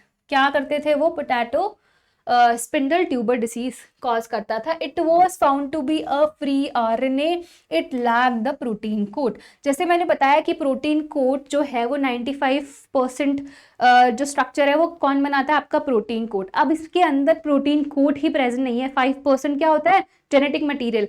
तो इसके पास सिर्फ RNA ही प्रेजेंट है, तो इसका मॉलिक्यूलर वेट क्या होगा, इसका जो मॉलिक्यूलर वेट होगा वो लो मॉलिक्यूलर वेट होगा ना, एज कंपेयर, अगर आप कंपेयर करोगे DNA से, नॉट DNA, वायरसेस से, that is found in viruses, hence the name viroid, इसीलिए इसका नाम वायरॉइड रखा गया। The RNA of the viroid was of low molecular weight, क्योंकि प्रोटीन कोड प्रेजेंट नहीं है। ये आपका वायरॉइड्स आ गया। अब इसमें जो चीज आपको याद रखनी है that is the year and scientist का नेम और कौन सा डिसीज करता है, that is potato spindle tuber disease. Correct. चलो प्रायंस के बारे में, प्रायंस के बारे में, in modern medicine certain infectious neurological disease were found to be transmitted by an agent consisting of abnormally folded protein। किसकी वजह से? abnormally folded protein। the agent was similar in size to viruses। ये जो agent था ये इसका size जो था वो वायरस के साइज के सिमिलर था। these agents were called prions। The most notable disease caused by prions are bovine spongiform encephalopathy, which is commonly called the mad cow disease in cattle, and analogous variant Jacob disease CJD in humans। ये आपके prions के बारे में हो गया। अब आते हैं हम लाइकेंस के बारे में। लाइकेंस जो है, जैसे हम लोगों ने पहले डिस्कस किया, जो ये सिम्बायोटिक एसोसिएशन में रहते हैं। यहाँ पे जो लाइकेंस है, lichens are symbiotic association, mutually useful association between algae and fungi। किसके बीच में है? algae and fungi के बीच में ये symbiotic association है। अब ये दोनों क्या करते हैं? देखो यहाँ पे दो टर्म्स है, यहाँ पे दो टर्म्स है। the algal component is known as phycobiont। ये बहुत इंपॉर्टेंट है, याद रखना, क्योंकि इसमें से क्वेश्चन पूछा जाता है कि एल्गल कंपोनेंट को क्या बोलते हैं और फंगल कंपोनेंट को क्या बोला जाता है। तो यहाँ पे जो एल्गल कंपोनेंट है उसको हम बोलते हैं phycobiont and the fungal component as mycobiont. तो ये दोनों टर्म्स आपको याद रखनी है, फाइकोबायंट एंड माइकोबायंट। हाँ जी। अब इसमें इन दोनों का क्या फंक्शन है, दोनों कैसे एक दूसरे को हेल्प कर रहे हैं। सबसे पहले अगर मैं एल्गल कंपोनेंट की बात करूं, which are autotrophic and heterotrophic respectively. तो आपके जो एल्गल कंपोनेंट हैं दैट दे आर ऑटोट्रॉफिक, मतलब वो खाना बनाते हैं, ठीक है, फोटोसिंथेसिस करते हैं। और अगर आपके फंगस फंजाई जो है आपका, उसका एसोसिएशन आपके ब्लू ग्रीन एल्गे और साइनोबैक्टीरिया के साथ है, तो वो नाइट्रोजन फिक्सेशन भी करता है। Algae prepare food for fungi. देख लो, एल्गे जो है वो बेचारा खाना बना रहा है, फोटोसिंथेसिस कर रहा है फॉर फंजाई। एंड फंजाई क्या करता है इन रिटर्न? फंजाई का क्या फंक्शन है? Fungi provide shelter and absorb mineral nutrients and water for its partner. मतलब दोनों का फायदा है, यहाँ पे दोनों साथ में रह रहे हैं तो दोनों कुछ ना कुछ एक दूसरे के लिए काम कर रहे हैं। जो एल्गल कंपोनेंट है वो क्या कर रहा है? फोटोसिंथेसिस कर रहा है, फोटोसिंथेसिस करके खाना बना रहा है। बाकी जो आपका फंगल पार्ट है वो सबसे पहली बात वो शेल्टर प्रोवाइड कर रहा है, फिर न्यूट्रिएंट्स को एब्जॉर्ब करने में हेल्प कर रहा है, फिर और क्या कर रहा है? और रिप्रोडक्शन में भी हेल्प करता है, and water for its partner। ठीक है। So close is their association that if one saw a lichen in the nature, one would never imagine that they had two different organisms within them। Lichens are very good pollution indicators। They do not grow in polluted areas। ठीक है। जो lichens है हमारे पास, they are very good pollution indicators। मतलब ये ऐसे areas में नहीं ग्रो करते जहां पे पोल्यूशन है, ये ऐसे एरियाज में ग्रो करते हैं जहां पे पोल्यूशन नहीं है। तो अगर आपको कहीं लाइकन ग्रो करता हुआ दिखे तो समझ जाना वहां पे पोल्यूशन नहीं है। ऑलराइट। सो इसी के साथ आज का चैप्टर खत्म होता है। मुझे लगा नहीं था कि आज ये चैप्टर खत्म कर पाएंगे, बट यस हो गया है। तो चलिए एक बार रिवाइज कर लिया जाए, पूरा समरी देख ले कि क्या क्या आज हम लोगों ने करा है पूरा बायोलॉजिकल क्लासिफिकेशन में। तो बायोलॉजिकल क्लासिफिकेशन में हम लोगों ने स्टार्ट किया था कि कैसे क्लासिफाई किया गया है लिविंग ऑर्गेनिजम्स को, किस किस बेसिस पे क्लासिफाई किया गया। तो उसके हिसाब से पहला जो क्लासिफिकेशन था वो तो ऐसे ही था, रैंडमली उन्होंने क्लासिफाई कर दिया था ऑर्गेनिजम्स को, कैसे कैसे काम मिल रहा है, कैसे फूड, शेल्टर, क्लोथिंग के हिसाब से उन्होंने क्लासिफाई किया था। फिर एरिस्टोटल जो थे पहले थे जिन्होंने साइंटिफिक बेसिस लगा के प्लांट, दो किंगडम बनाए, प्लांट और एनिमल। फिर उसमें क्या हुआ, उसमें प्लांट को किस बेसिस पे डिवाइड किया? हैबिटेट के बेसिस में, जो आपके शर्ब्स हो गए, हर्ब्स हो गए, एंड देन ट्रीज हो गया। फिर एनिमल्स को उन्होंने क्लासिफाई किया based on the presence of the RBC और रेड आरबीसी और नहीं है विदाउट आरबीसी, तो उसके बेसिस पे उन्होंने क्लासिफाई किया, राइट। फिर उसके बाद हमारे आया second kingdom of classification. Second kingdom of classification was given by the Carlos Linnaeus, जिन्होंने प्लांटी और एनिमिलिया में डिवाइड किया। फिर 3 kingdom of classification, 4 kingdom of classification, 5 kingdom of classification जो आपके आर.एच. विटाकर ने दिया। 6 किंगडम ऑफ क्लासिफिकेशन कार्ल वूस ने दिया। तो आपके आर.एच. विटाकर ने 5 किंगडम ऑफ क्लासिफिकेशन दिया जो वाइडली एक्सेप्टेड था।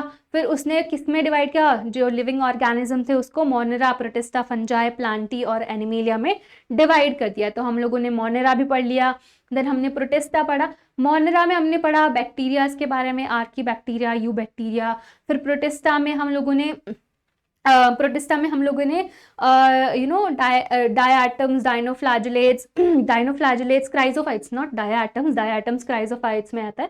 Chrysophytes, dinoflagellates, euglenoid, slime mold and protozoans के बारे में डिस्कशन किया। फिर हम लोग फंजाई पे आए। फंजाई पे हम लोगों ने फाइकोमाइसिटिस, एस्कोमाइसिटिस, ड्यूटेरोमाइसिटिस, बेसिडियोमाइसिटिस, इन सब के बारे में डिस्कशन किया, है ना। फिर उसके बाद हम लोग आए आपके प्लांटी पे। प्लांटी पे हम लोगों ने यहाँ पे इतना ज़्यादा डिस्कशन नहीं किया, बट हम लोगों ने थोड़ा सा पढ़ा कि यूकैरियोटिक होते हैं, क्लोरोफिल होता है एंड सेलुलोज से मिलके बनी होती है इनकी सेल वॉल, और ऑल्टरनेशन ऑफ जनरेशन होता है, 2 फेजेस होते हैं। तो ये हम लोगों ने प्लांटी में पढ़ा। बाकी सब डिटेल हम लोग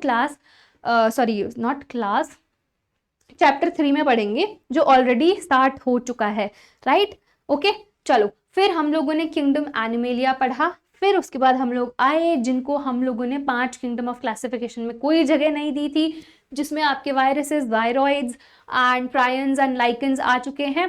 और फिर हम लोगों ने पढ़ा कि वायरसेस क्या होते हैं, कैसा स्ट्रक्चर होता है, कि ये सेलुलर जो लिविंग है और नॉन लिविंग है कैसे है। फिर उसके बाद हमने इसके स्ट्रक्चर के बारे में पढ़ा। फिर हम लोगों ने पढ़ा कि कुछ साइंटिस्ट के बारे में पढ़ा कि क्या क्या होता है, किस किस साइंटिस्ट ने क्या दिया है। फिर और क्या पढ़ा, जेनेटिक मटेरियल हो गया। फिर वायरॉइड्स के बारे में पढ़ा कि छोटे होते हैं वायरस से भी। फिर प्रायॉन्स एंड लाइकेंस। लाइकेंस में हमने पढ़ा कि ये सिम्बायोटिक एसोसिएशन शो करते हैं जिसमें दोनों को फायदा होता है, एल्गी को भी और फंजाई को भी। तो इसी बात पे हम लोग आज का सेशन खत्म करते हैं। आई होप ये आपको पूरा समझ में आया होगा। देखिए, 1 शॉट का मतलब है कि आप ऑलरेडी ये चैप्टर पढ़ चुके हो, आप रिवाइज करने के लिए आए हो, है ना। या फिर एक ये भी रीजन हो सकता है कि आपके पास इतना ज्यादा टाइम नहीं है, इसीलिए आप 1 शॉट देखने आए हो, राइट। तो अभी किसी बच्चे को यहाँ पे देखो, वैसे मैंने ट्राई किया एक एक टर्म मैं आपको समझाऊं, जितनी भी चीजें, जितनी भी टर्म्स है। एक टर्म है जैसे सेप्टेट है, मैंने ट्राई किया मैं आपको अच्छे से समझाऊं, बट यहाँ पे 1 शॉट में वो सब चीज़ें नहीं होती। बट अगर आप डिटेल लेक्चर देखना चाहते हो, जैसे आपको लगता है कि मुझे डिटेल लेक्चर समझ में आएगा अच्छे से, उसके बाद रिविजन के टाइम पे मैं 1 शॉट कर सकता हूँ, तो डेफिनेटली आप डिटेल लेक्चर्स भी देख सकते हो। ये चैप्टर ऑलरेडी मैं ख़त्म करवा चुकी हूँ, है ना। तो चलिए, आई होप ये आपको सेशन समझ में आया होगा, आप लोगों ने देखा होगा। तो आपको क्या करना है, आपको करना है लाइक, शेयर एंड सब्सक्राइब, है ना। और आपको क्या करना है, आपको बहुत ज़्यादा प्यार बरसाना है, तो आप कमेंट सेक्शन में भी कुछ ना कुछ लिख सकते हो हमारे लिए। तब तक के लिए क्या करना है, आपको पढ़ाई करते रहो। Bye bye and take care.